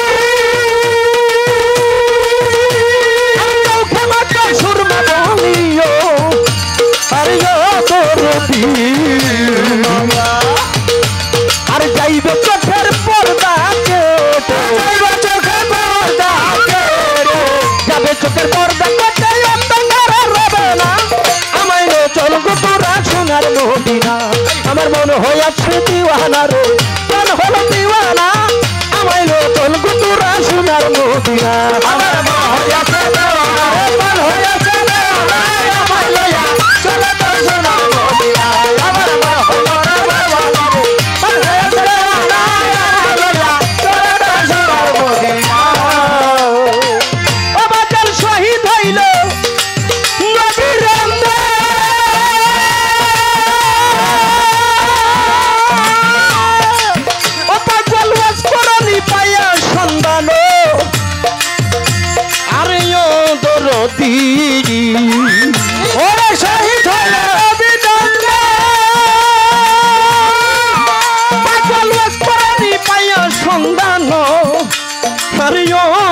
নদী পাগলে নিজের হাতে পাথর লইয়া নিজের হাতে পাথর লইয়া নিজের হাতে পাথর লইয়া একটা দন্ত রাখলো না আমায় লয়ে চল তোরা সোনার মদিনা আমার মন হইয়াছে দিওয়ানা রে প্রাণ হইল দিওয়ানা আমায় লয়ে চল তোরা সোনার মদিনা আমার মন হইয়াছে দেওয়ানা রে মন হইয়াছে দেওয়ানা চলো তো সোনার মদিনা আমার মন হইয়াছে দেওয়ানা ও মন হইয়াছে দেওয়ানা আমার লইয়া চলো তো সোনার মদিনা বাজান ধৈর্য ধরে নীরব আছেন যত বন্ধুগণ আজকে ভাবের মতো পাইছি আপনাদের বলবো মন মতন আমার হেলাল মাঝি ভাই আর ওই অনেক জনে বলে কিছু কথা গান গাইবেন বেশি করে কম কইবেন কথা কথাই বাজান গান এটা কাজী নজরুল কয় এই হৃদয়ের জমানো কথা ওইটা সুরে সুরে কয় সাধকরা লিখে শিল্পীরা গায়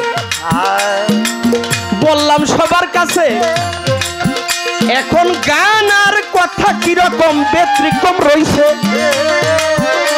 আরে যাক চলে যাক ওই সব কথা এবার প্রশ্নের দিকে যাই একটু নীরবতা পালন করবেন পাই তো রেজা নাই রোজা করেন নামাজ পড়েন হজ করেন যাকাত দেন মুরিদ হন পীরের কাছে যাইয়া যত যা কিছু করেন জগতের ভিতরে আমার আল্লাহর নবী বারে বারে যাদেরকে আদেশ করে খবরদার পিতা নিন্দা কেউ কইরো না বাবা পিতা নিন্দা কেউ করো না ওরে জোরের ভাই ওরে মাতা নিন্দা করলে যাওয়ার কোনো জায়গা নাই পিতা মাতা নিন্দা করে তোফাজ্জল মাওলানা কয় যদি কাবাগরের খাদেম হও আমি এই ধরায় মাতা পিতা নিন্দা করে যদি ইবাদত করে সংসারের ভিতরে কোন ইবাদত আমার আল্লাহ কবুল করবেন না আমি বলতেছি আসরে যেই জায়গাতে চন্দ্র সরকার প্রশ্ন গেছে করে আমি বলবো কথা ধীরে ধীরে হাদিস অনুসারে আল্লাহর নবীর সাহাবা জগতের ভিতরে নামাজ রোজা ইবাদত সব বন্দেগী করে তারপরে তে কবরে যায় কবরে নাহি তারে নেই তারপরে তে কবরে যায়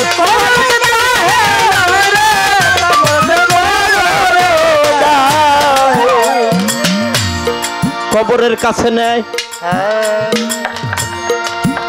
লাস্টারে শোয়ে রাখে তাই না প্রথম যেই মুষ্ট মাটি দেয় কবরে লাশটাকে শোয়ে বলে আলা মিল্লাতে রাসূলুল্লাহি তাআলা হে রাসূল পিয়ারা হাবিব আমি আপনার উপর হাওলা করলাম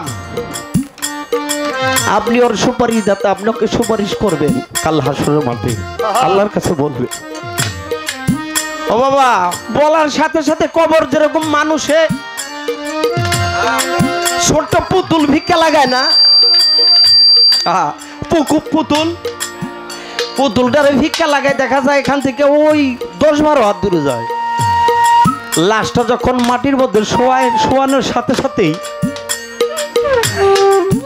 এমনি ভাবে ফেলে দেয় যেন একটা মানুষ একটা পুতুল ফেলাই দিল মাটিতে তাকে কবুল করে না আল্লাহ রসুলের কাছে যাইয়া বলে ইয়া রাসূলুল্লাহ আমাদের তরিকার ভাই আপনার সাহাবা মরে গেছে মৃত্যুবরণ করছে ইন্তেকাল করছে কবরের মধ্যে জায়গা হইতেছে না পরে বারবার কবরের মধ্যে রাখে আর কবরের ফিকে ফেলে আল্লাহ রসুল বলে তাহলে আমি যাই আল্লাহ রসুল ধীরে ধীরে করে রওনা, সাহাবারা সঙ্গে করলো, দিল রওনা। আমার আল্লাহর রসুল আগে যায়, পিছনে সাহাবারা হাঁটে। ও বাজান, হাঁটতে হাঁটতে আল্লাহ রসুল গেল ওই বাড়িতে। ওই বাড়িতে যায়, এই বাড়ি থেকে আসো আসো। দুনিয়ায় আপন বলতে কেউ নাই, ছিল ঘরের ভিতরে মা। মা জননী লড়াছড়া করতে পারে না, অসুস্থ বিছানায় শোয়া। ওই সাহাবার মায় ওই বাড়িতে দিনের রসুল আস্তে আস্তে যায়। আল্লাহ রসুল যায় বলে, এই বাড়িতে কে আছো আসো। আল্লাহ রসুলের কথা শুনে কোন মানুষ বাড়ির মধ্যে থেকে আসতেছে না, কারণ বাড়িতে আর কোনো মানুষ নাই, মাত্র জনম দুঃখী একজন মা, জনম দুঃখী মা আর মায়ের একটা মাত্র সন্তান। মায়ের একটা মাত্র সন্তান, পৃথিবীর মধ্যে আর কেউ নাই, জোরের ভাই নাই, বাবা নাই, শুধু মা আর মার ছেলে। এখন বাড়িতে আল্লাহ রসুল ডাকতেছে, ওর এই লাশের এই মুর্দার আপন কি কেউই আসে না। বিছানায় শুয়া শুয়া মা কান্না কাটি করে, কানতে কানতে মা জননী একবার বলে উচ্চ সুরে, কি কারণে ডাকছেন রসুল তাই দেন বলিয়া। হাঁটতে পারি না, লড়তে পারি না, কেমনে যাই আগাইয়া। ইয়া রাসূলুল্লাহ, বেদবি ক্ষমা করবেন, আপনার কাছে আমি যাইতে পারি না। আপনি যদি দয়া করে একটা বার এই দাসীর কাছে আসেন, একটা বার যদি দাসীর কাছে আসেন। আল্লাহ রসুল আস্তে আস্তে হাঁটে যায়। অবশেষ মা বলে, ইয়া রাসূলুল্লাহ, আমি হাঁটতে পারি না, বিছানায় শুয়ে থাকি সর্বসময়। আমি শুনছি আমার ছেলেটা মারা গেছে, আপনি হাঁটতে পারেন না কেন? আল্লাহ রসুলের কথাটা শোনার সাথে সাথে হাউ মাউ করে কেঁদে উঠছি, ইয়া রাসূলুল্লাহ, আমি হাঁটবো কেমনে? আমার মাজার মধ্যে ব্যথা, আমার কোমরে ব্যথা। আল্লাহ রসুল বলে, কোমরে ব্যথা কেন, কেমনে হইছে? ইয়া রাসূলুল্লাহ, এই দুনিয়ার মধ্যে আপন বলতে আমার কেহ নাই। এই ছেলেটার বাবা ও দুনিয়ায় আসার আগেই তিনি আপন দেশে চলে গেছে। ওরে ছোট থেকে বড় করছি, লালিত পালিত করে নিজে না খাইয়া। ইয়া রাসূলুল্লাহ, ও যখন আমার একটু বড় হয়, বড় হইয়া আপনার কাছে যাওয়া আসা করছে, নামাজ রোজা ইবাদত বন্দেগী সবই করছে, কিন্তু মাটিতে যে কেন নেন এটা তো আমি জানি না। তবে একটা কথা বলি, ওর নিজের পাও দিয়ে আমার কোমরের মধ্যে একটা লাথি মারছে, এমনি করে এই লাথি খাইয়া। ইয়া রাসূলুল্লাহ, জাতের কসম খেয়ে বলি, আমি আর কোনোদিন সেদিন থাকতে পারি। হাই হাই, কও কি? ইয়া রাসূলুল্লাহ, ও যেদিন গর্ভে আসছে সেদিন থেকে আমি ভালো করে খাইতে পারি না, আমি ভালো করে খাইতে পারি না। ইউসুফ ভাই, আপনাদের কাছে খারাপ লাগে বাবা? প্রশ্ন তো করছি, আমি একবার অল্প শর্টে জবাব দিয়ে দিতে পারি না। কারণ কি দেই না কে? আমি তো একটা মানুষ, রক্ত মাংসে গড়া, আমার তো মা বাবা আছে। এই যে আজকে বিচার বাউল বিচার গান শোনার জন্য যারা আসছি, তারা এই সব কথা শুনে আল্লাহ রসুলের হাদিসের কথা, আল্লাহর কোরআনের কথা যতটুকু সম্ভব আমরা বলি। এই কথা শুনে যদি বিন্দু পরিমাণ ঈমান কোনো ব্যক্তির আসে, আমি লাভবান না হয়েছি, তারপর তো সে লাভবান, তাই না বাবা? সে তো লাভবান। ইয়া রাসূলুল্লাহ আমার কোমরের মধ্যে লাথি মারছো, এজন্য আমি হাঁটতে পারি না, লড়তে পারি না। তোমার কোমরে লাথি মারছে, মাটিতে তো এজন্য ওকে গ্রহণ করে না, কবুল করে না, খেয়াল করেন একটা বার। তাহলে কি করা যায়? আল্লাহ রসুল মা জননীকে বলে, ও মা, তোমার সন্তান তোমাকে লাথি মারছে, ওরে তুমি মাফ করে দাও, ওরে ক্ষমা করে দাও। আল্লাহ রসুলের কথা শুই না মা হাউ মাউ করে কেঁদে উঠে বলে, ইয়া রাসূলুল্লাহ সম্ভব না, আমি মাফ করতে পারবো না। আল্লাহ যদি মাফ করে, আপনি যদি মাফ করে দেন তাহলে হোক, আমি মাফ করতে পারবো না। কারণ কি জানেন? যেদিন ও গর্ভে আসছে সেই মাসটা থেকে যতদিন ও আমার পেটের মধ্যে ছিল, ও আমার যে কত প্রকারের কষ্ট দিয়েছে আমি কোনো কষ্টই মনে রাখি না। আর আমি একটু ঘুম গেছি, রাত্রভর দিনভর কাজকর্ম শেষে দিনের বেলা আরামে ঘুম গেছি। যখন একটু বিবর ঘুম আসছে চোখে, ও আমার পেটের মধ্যে হাত লাড়া দিছে, পা লাড়া দিছে, লাগছে যে তামাম দুনিয়াটা আমার মাথার উপরে পড়ছে। আরে ইয়া রাসূলুল্লাহ, সেই কষ্টের কথা আমার মনে পড়ে। সারাদিন কাজ করে রাত্রভর ঘুমাইতে পারি নাই, বইসা রইছি ব্যথায়। ওর যে বাবা, ওর বাবার আমি আলাপ পাইতে দিই নাই, আলাপ পাইতে দিই এই জন্য। ওর বাবা তো সারাদিন কাজকর্মে লিপ্ত থাকে, কাজকর্ম করে। উনি যদি একটু আরামে ঘুম না আসতে পারে তাহলে আমরা খাবো কি? এজন্য বাবাকে ঘুমাইতে দিছি, আমি নিজে ভাঙ্গিয়া ঘুম নাই, আমি চুপচাপ বসে রইছি, কোনো মানুষকে শুনতে দেই নাই। খাইতে বসছি, খাবারের মধ্যে হাত দিছি, এত সুস্বাদের খাবার, পেটের মধ্যে ক্ষুধা, আগুন জ্বলতেছে দাউ দাউ করে। ইয়া রাসূলুল্লাহ, এই খাবারের মধ্যে যখন আমি হাত দিছি, ও আমার পেটের মধ্যে পালারা দিছে। খাবারের মধ্যে আমি হাত দিতে পারি নাই, তামাম দুনিয়াটা আমার মাথার উপর পড়ছে। ইয়া রাসূলুল্লাহ, এত কষ্ট করে দুনিয়ার মধ্যে আসছে, সব কষ্ট ভুলে গেছি। ও যখন বুঝছে, শিখছে, তারপরে বুঝে শিখে যে আমার মাথার মধ্যে, মাজার মধ্যে লাথিটা মারছে। আমি এর জন্য ক্ষমা করতে পারি না। অল্প একটু সময় দেন।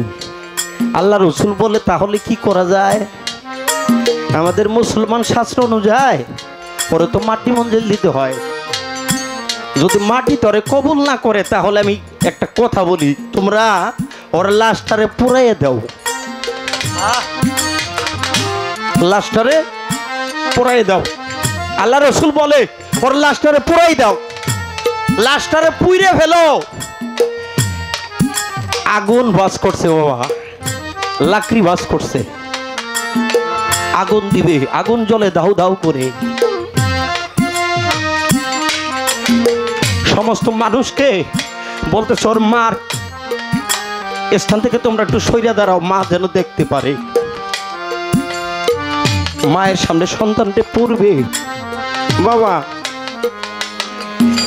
আগুনের কাছে যখন লাশটারে নেয়, লাশটারে নেওয়ার সাথে সাথে আল্লাহ রসুল বারবার বলে, ওরে পুড়ে দাও, পুড়ে দাও, তাড়াতাড়ি পুরো পুরোটা ব্যবস্থা করো। পুরার ব্যবস্থা করে আগুনের কাছে লাশটারে নেয়। জনম দুঃখী মা আল্লাহ রসুলের পাও দুইটার বুকের মধ্যে নিয়ে বলে, ইয়া রাসূলুল্লাহ, আমার সন্তানকে তুমি পড়বা আমার সামনে, এটা সম্ভব না। ইয়া রাসূলুল্লাহ, দয়া করে আমার লাশটারে, আমার দেহটারে পুরাই দাও, আমার ছেলের লাশ পুরো না।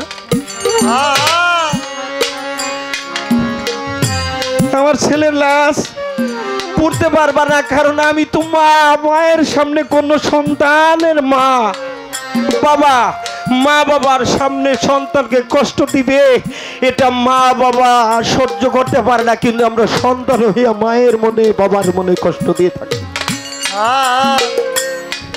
আমার আল্লাহ রসুল তামাম দুনিয়ার মানুষকে বলেছে, আমি তো করতে পারি নাই, করতে পারি নাই, করিও আমার উম্মত। বাবা মায়ের খেদমত, মা হলো মদিনা আর বাবা হলো কাবা। তাই যাদের মা বাবা এখনো জীবিত, ভাই আনোয়ার চাঁদের ছেলে টেলিফোন দিয়ে বলে, ভাই আমার মা দুনিয়ার মধ্যে নাই। গত বছর চন্দ্র সরকার আমি গান করে গেলাম, মাকে দেখে গেলাম, কয়েকদিন পরেই খবির মাদর টেলিফোন দিয়ে বলে আমার মা দুনিয়ার মধ্যে নাই। এরকম কত মানুষ মাহারা বাবা হারা। অবশেষ আল্লাহ রসুল যখন এই কথা বলে, মা বলে, না বাবা এটা সম্ভব না, আমি দুনিয়ার মধ্যে থাকাকালীন আমার সন্তানকে আগুনের মধ্যে পড়বে, এটা সম্ভব না, আমি চোখ দিয়ে দেখতে পারবো না। ইয়া রাসূলুল্লাহ, আমি জাতের কসম খেয়ে বলি আমার সন্তানকে আল্লাহ যেন ক্ষমা করে দেয়। আমার আল্লাহ রসুল তো দয়ার নবী, মায়ার নবী। আমার দয়ার নবী চিন্তা ভাবনা করছে ওর মা যদি ক্ষমা না করে তাহলে আল্লাহ ক্ষমা করবে না। তাই পুরাণের জন্য আদেশ করেছে, হুকুম দিছে শুধু মাকে যন্ত্রণা দেওয়ার জন্য, মাকে পরীক্ষা করার জন্য, মা যেন ওকে ক্ষমা করে দেয়। সম্ভব যতটুকু চেষ্টা করলাম প্রশ্নের জবাব দেওয়ার জন্য। চন্দ্র সরকার জিজ্ঞাসা করছে, এজন্য আমরা শরীয়ত করি, হাকিকত করি, তরিকত করি, মারফত করি, যে যাই কিছু করি, এই দুনিয়ার মধ্যে অমূল্য দুটি সম্পদ মা আর বাবা, এই দুইটা সম্পদকে বিন্দু পরিমাণ কষ্ট দিয়া আমি দুনিয়ার যত ইবাদত করি, কোন ইবাদত আল্লাহর দরবারে কবুল হবে না। আমার মন হইয়াছে দেওয়ানা রে, মন হইয়াছে দেওয়ানা, আমার লয়া তোর আসওয়ার বদনাই, আমার মন হইয়াছে দেওয়ানা, আমার হইয়াছে দেওয়ানা, আমার লয়া তোর আসওয়ার বদনাই। ও দয়ার প্রিয় হযরত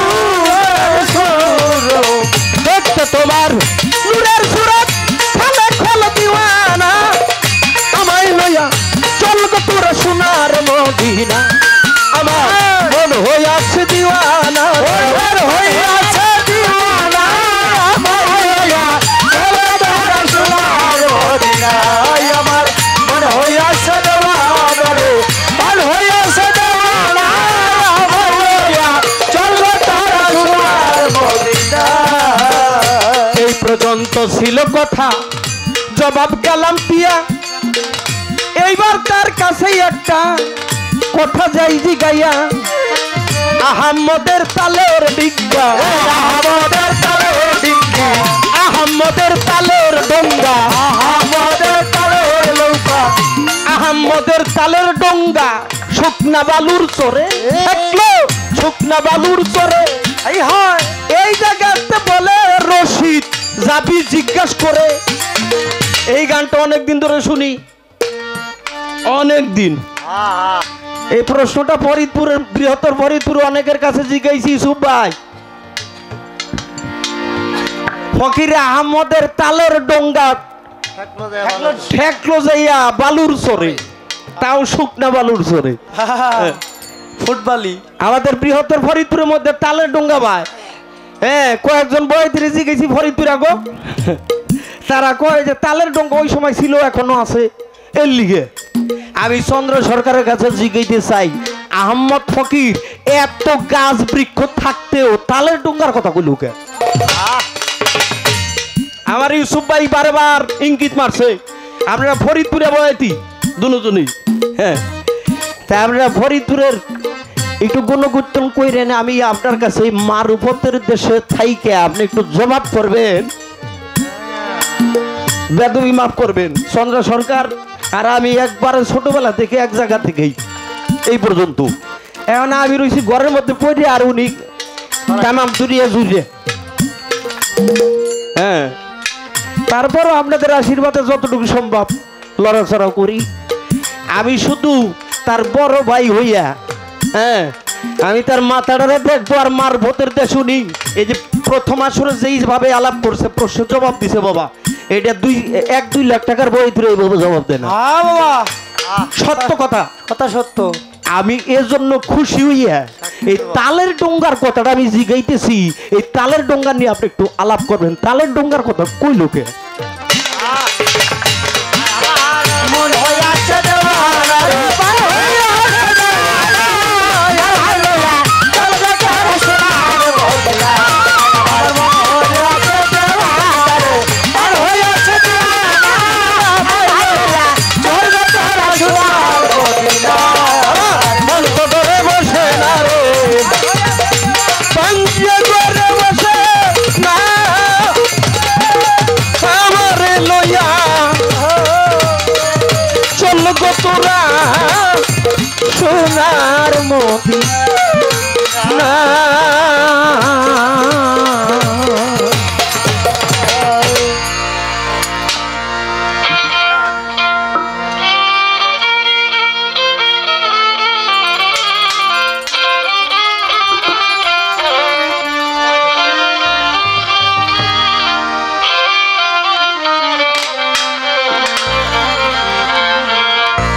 নিবেছিল চিত্তের আগুন, নিবেছিল চিত্তের আগুন, চিত্তের আগুন, নিবেছিল চিত্তের আগুন, কে দিল জ্বালাইয়া হারে দাবি দিয়াকে মনের আগুন দিলি রে জ্বালাইয়া। লোকমান রে ডাক দিয়াকে মনের আগুন দিলি রে জ্বালাইয়া। নিবেছিল মনের আগুন, নিবেছিল মনের আগুন, কেন দিল জ্বালাইয়া রে, ডাক দিয়াকে মনের আগুন দিলি রে জ্বালাইয়া। ওরে ডাক দিয়া তুই মনের আগুন দিলি রে জ্বালাইয়া। আরে দরদ জয় রমণী বন্ধু সুখী,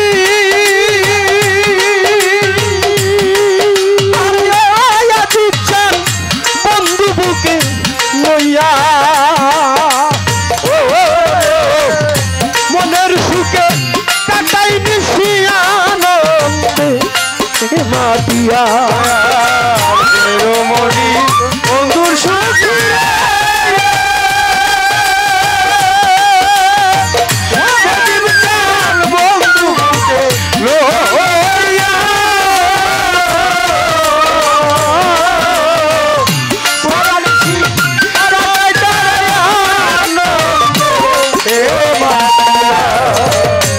রমণী বন্ধু সখী রে,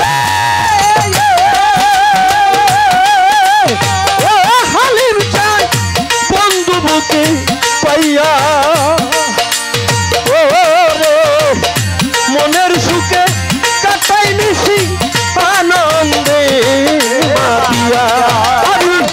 ঘুমাইতে চেতন হইয়া, ঘুমাইতে চেতন হইয়া, ঘুমাইতে চেতন হলা কুহুডাক শুনিয়া রে ডাক দিয়া কেন মনের আগুন দিলি রে জ্বালাইয়া। হালিম চান ডাক দিয়া কেন মনের আগুন দিলি রে জ্বালাইয়া।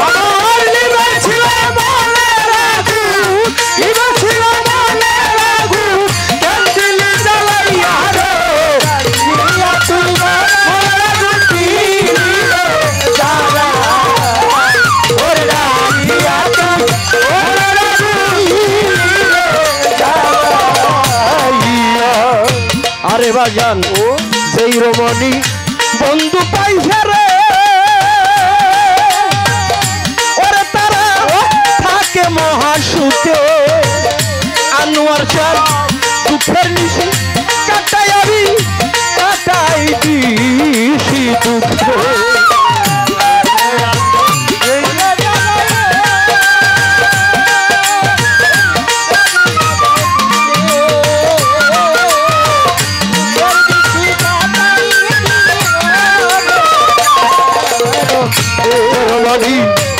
রমণী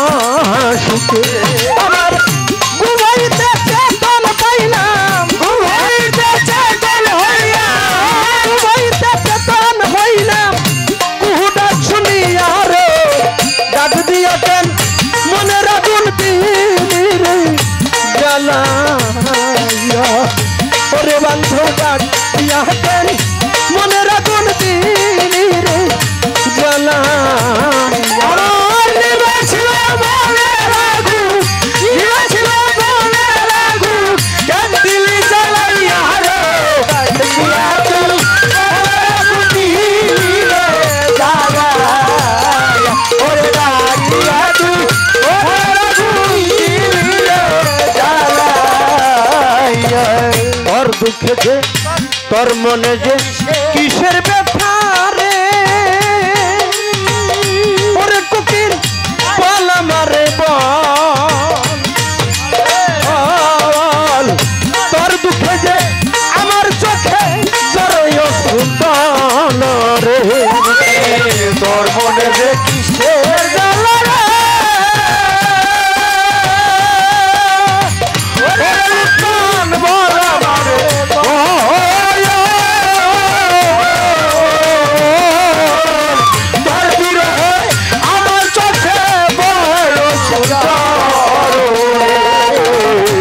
মনে যে কিসের জ্বালা রে লুকমান তাই আমারে বল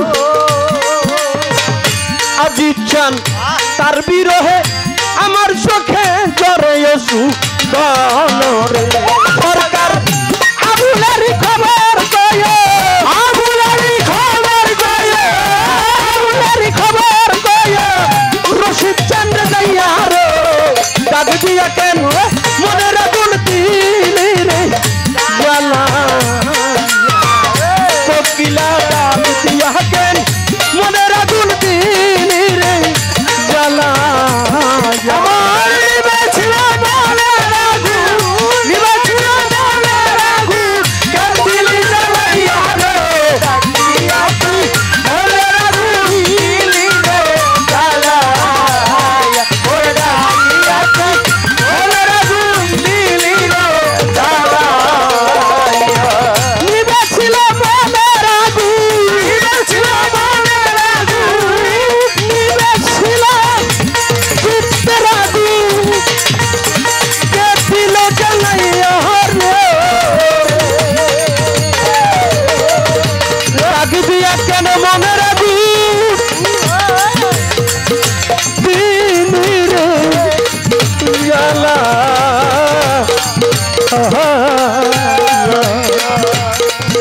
ডাক দিয়া আজ মনের আগুন আমার দিলি রে জ্বালা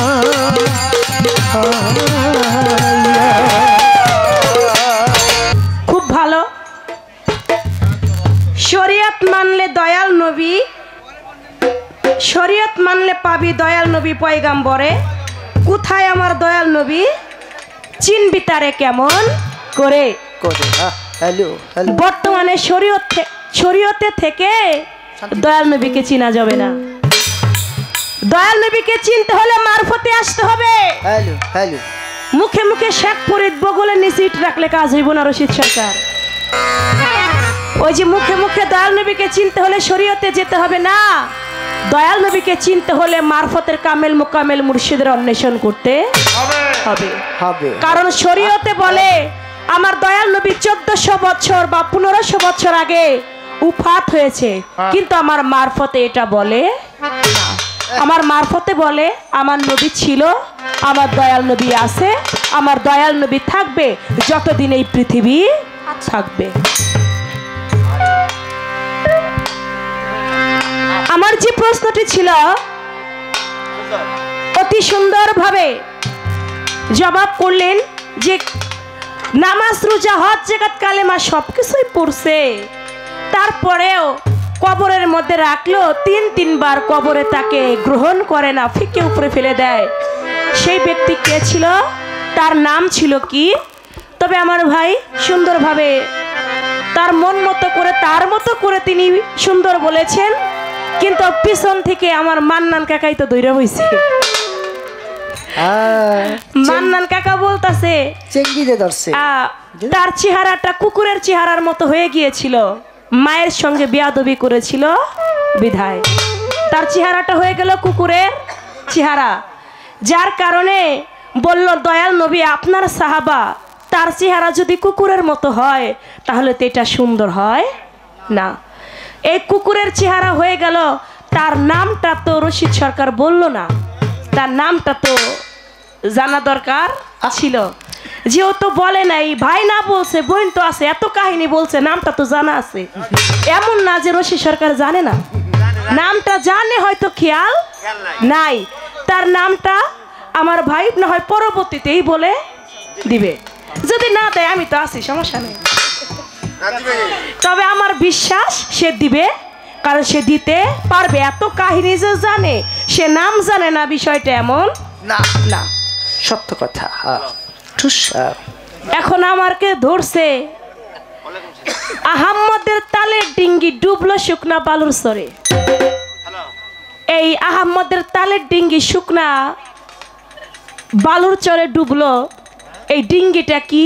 এই তালের ডিঙ্গি হবার কারণটাই বা কি? আমি যদি আগে জানতাম এই প্রশ্ন আপনি আমারে করবেন, এই গানই আমি গাইতাম না। আমি এই পথে আটতাম না। তারপরেও ভালো, যেহেতু প্রশ্ন করেছেন আমি জবাব করব। তবে একটা কথা, ওই যে আবারও তুইলা ধরছে, বলে এই পর্যন্ত চুল রাখে ফকিররা, চুল রেখে কেউ নামাজ পড়তে ঢুকে, কেউ মসজিদ ঘরে সিনেমা দেখে। কেন আলেম নামে জালেম নাই? ফকিরের মধ্যে যেমন ফকির নামে ফক্কর আছে, আলেম নামে জালেম আছে না? আছে না?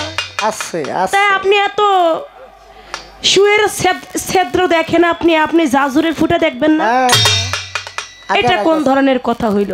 আপনারাও তো কত ওই লিল্লা নামের দোহাই দিয়া বাক্সর মধ্যে একটা তালা দিয়া, বাক্সর মধ্যে তালা মেরা আল্লাহর রাস্তায় কিছু দান করেন, মসজিদ মাদ্রাসার নির্মাণের জন্য কিছু দান করেন। একটা দান বাক্স নিয়ে মানুষের কাছে যান, আবার বাক্সের গায়ের মধ্যে তালা মারা। যদি জিজ্ঞেস করা হয় রশিদ মাওলানা আপনি টাকা উঠাইতেছেন, বেশ ভালো কথা, কিন্তু এই যে বাক্সের মধ্যে তালা মারা কেন? আমাদের মসজিদের বড় কমিটি তো সভাপতি সব তালা মেরা দিছে। কেন আপনারা কি বিশ্বাস করে না চোর পাবে নাকি? না বিশ্বাস করে, আবার করে না।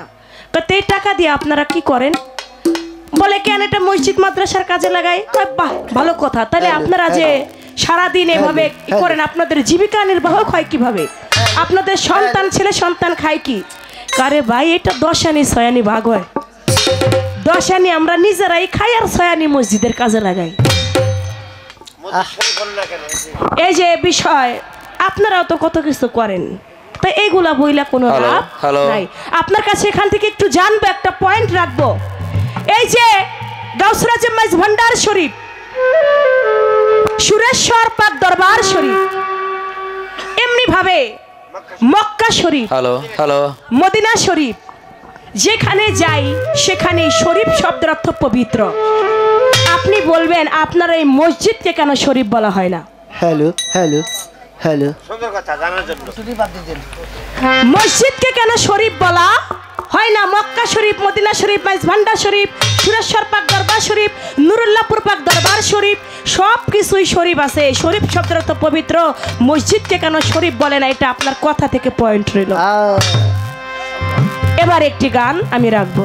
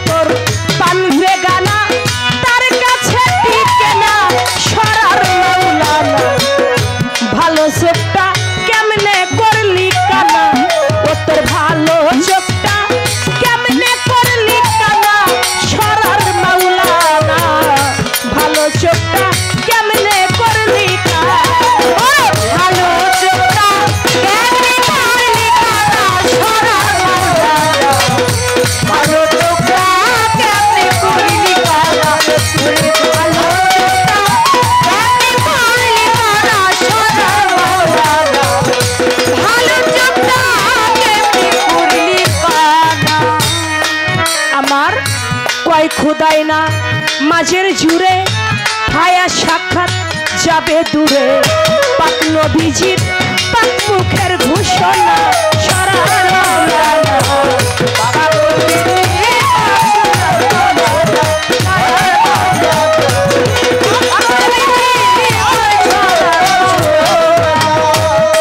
খুদাই না মাঝের জুড়ে হায়া সাক্ষাৎ যাবে যাবে দূরে পাক নবীজির কোরআনে ঘোষণা তবে কেন গাও জুয়ারি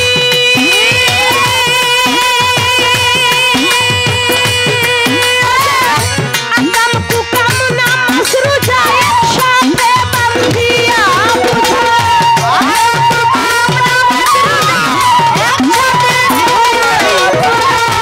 আকাম কুকাম নামাজ রোজা একসাথে বান্ধিয়া বুঝা তোমরা জাহান্নামে কইরা সরাওয়ানা রশিদ রে জাহান্নামে কইরা সরাওয়ানা মাওলানা ভালো চোখটা কেমনে করলি কানা ও তোর ভালো চোখটা কেমনে করলি কানা সোনার মাওলানা ভালো চোখটা কেমনে করলি কানা রে ভালো চোখটা কেমনে করলি কানা সোনার মাওলানা ভালো চোখটা কেমনে করলি কানা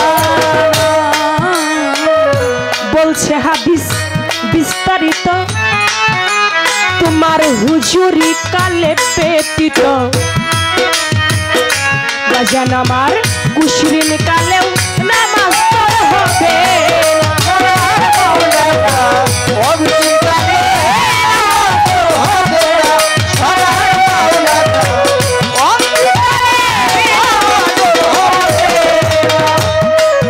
কররে মন আখেরে কাজ তোমার ধ্যান যুগেই হবে দিলের নামাজ পাঞ্জে গানা তার কাছে টিকে না সরার মাওলানা তোর ভালো চোখটা কেমনে করলি কানা গাড়ি এই স্কুল মাঠে থামাইছি এখন কতগুলো আমার ছোট ছোট ভাইরা বলতেছে গান একটা ধরছে ফকির মল্লে বাতি জ্বলে মোল্লা মল্লে জ্বলে না মুন্সি মল্লে জ্বলে না এই মানুষে আল্লাহ আছে এই মানুষে আল্লাহ আছে কানার দলে দেখে না ফকির মল্লে বাতি জ্বলে কোন মুন্সি মল্লে জ্বলে না মোল্লা মল্লে জ্বলে না এই মানুষে আল্লাহ আছে কানার দলে দেখে না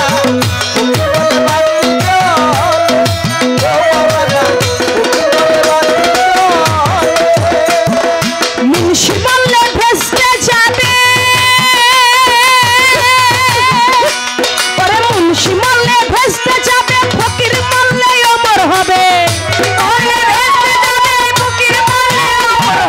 মুন্সি মল্লে ভেস্তে যাবে ফকির মল্লে অমর হবে তরিকার বাতি জ্বালাবে তরিকার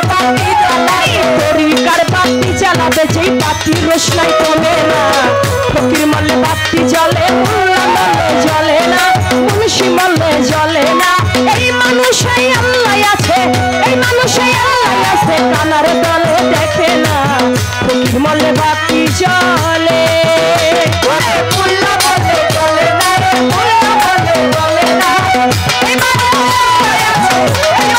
আল্লাহ আছে কানার দলে দেখে না ফকির মল্লে বাতি জ্বলে ফকির মল্লে বাতি জ্বলে হ্যালো আমি আসতেছি এখন কয়া পাই গানটা গায়েন তা আমি মনে মনে চিন্তা করছি যে এই গান গাইবো আজকে কি নাকি পালা দেয় তার খবর আছে কিন্তু ওরা আগে গাইবি ভাবে টের পাইছে যে আজকে চন্দ্রাপাকে মনে হয় মারফতের পালা দিবে এজন্য আগেই অনুরোধ করে বসছে আর গানটা খামে খান্তায় লেগেও গেছে ভাগেও পড়ে গেছে ফকির মল্লে বাতি জ্বলে কোনো মুন্সি মল্লে জ্বলে না এই মানুষে আল্লাহ আছে কানার দলে দেখে না ফকিরের নামাজ রোজা লোকে কবু দেখে না যাই নামাজ অজুর পানি আয়াত কেরাত লাগে না মুন্সি মল্লে বেচতে যাবে এই ফকির মল্লে অমর হবে তরিকার বাতি জ্বালাবে যে বাতি রোশনাই কমে না তাই এই কয় খুদাই নামাজের জুড়ে তোমার ফায়া সাকাত যাবে দূরে পাক কোরআনে রয়েছে ঘোষণা তবে কেন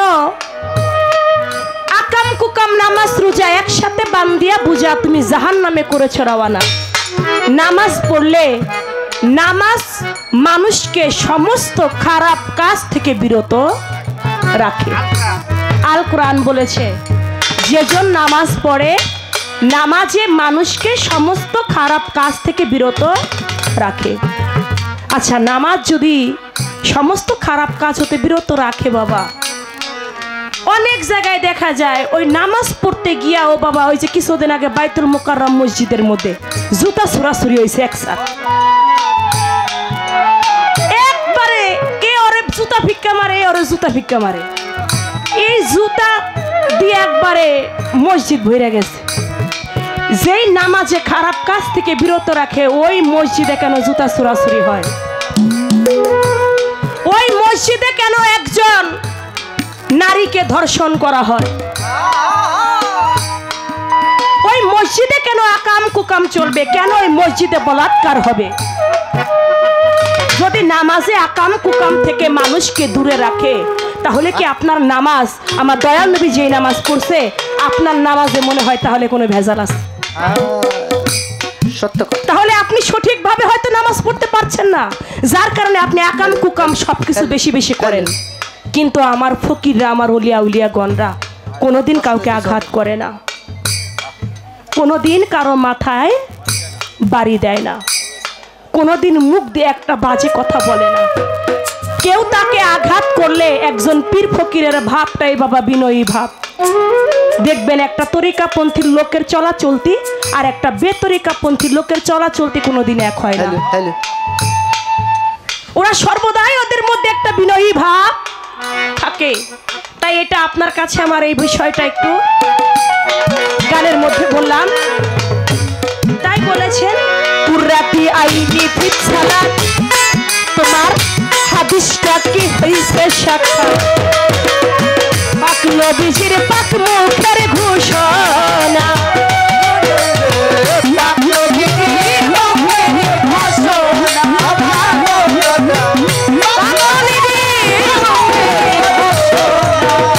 ওরা তোমার নামাজে হয় চক্ষু ঠান্ডা,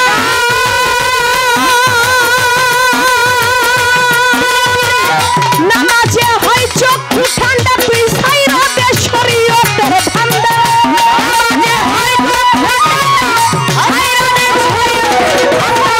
নামাজে হয় চক্ষু ঠান্ডা, সাইরা দে শরীয়তের ধান্দা। এইসব ঘোড়া রান্না রশিদ সরকার মানে না, এইসব ঘোড়া রান্না রশিদ সরকার মানে না, সরার মাওলানা ভালো চোখটা কেমনে করলি কানা, ও তো ভালো চোখটা কেমনে করলি কানা, সরার মাওলানা ভালো চোখটা কেমনে করলি কানা, ওরে ভালো চোখটা কেমনে করলি কানা, সরার মাওলানা ভালো চোখটা কেমনে করলি কানা, ওরে ভালো চোখটা কেমনে করলি কানা, সরার মাওলানা ভালো চোখটা কেমনে করলি কানা। আমার কাছে প্রশ্ন করে আমার গুণের ভাই, ধীরে ধীরে তাহার কথার জবাব দিতে চাই, কেমন জানি করে আজকে আমার আলেম ভাই বন্ধু রে।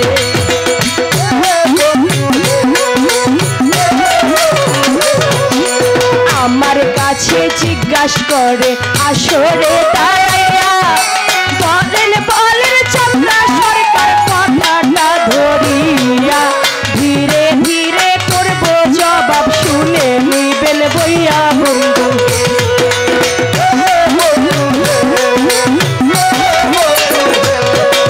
ধন্য বাপের পুণ্য বেটা, ধন্যবাদ তারে যেইভাবে আমার কাছে জিজ্ঞাসা করে, বলবো বলবো বলবো জবাব দাঁড়ায়া সরে বন্ধু।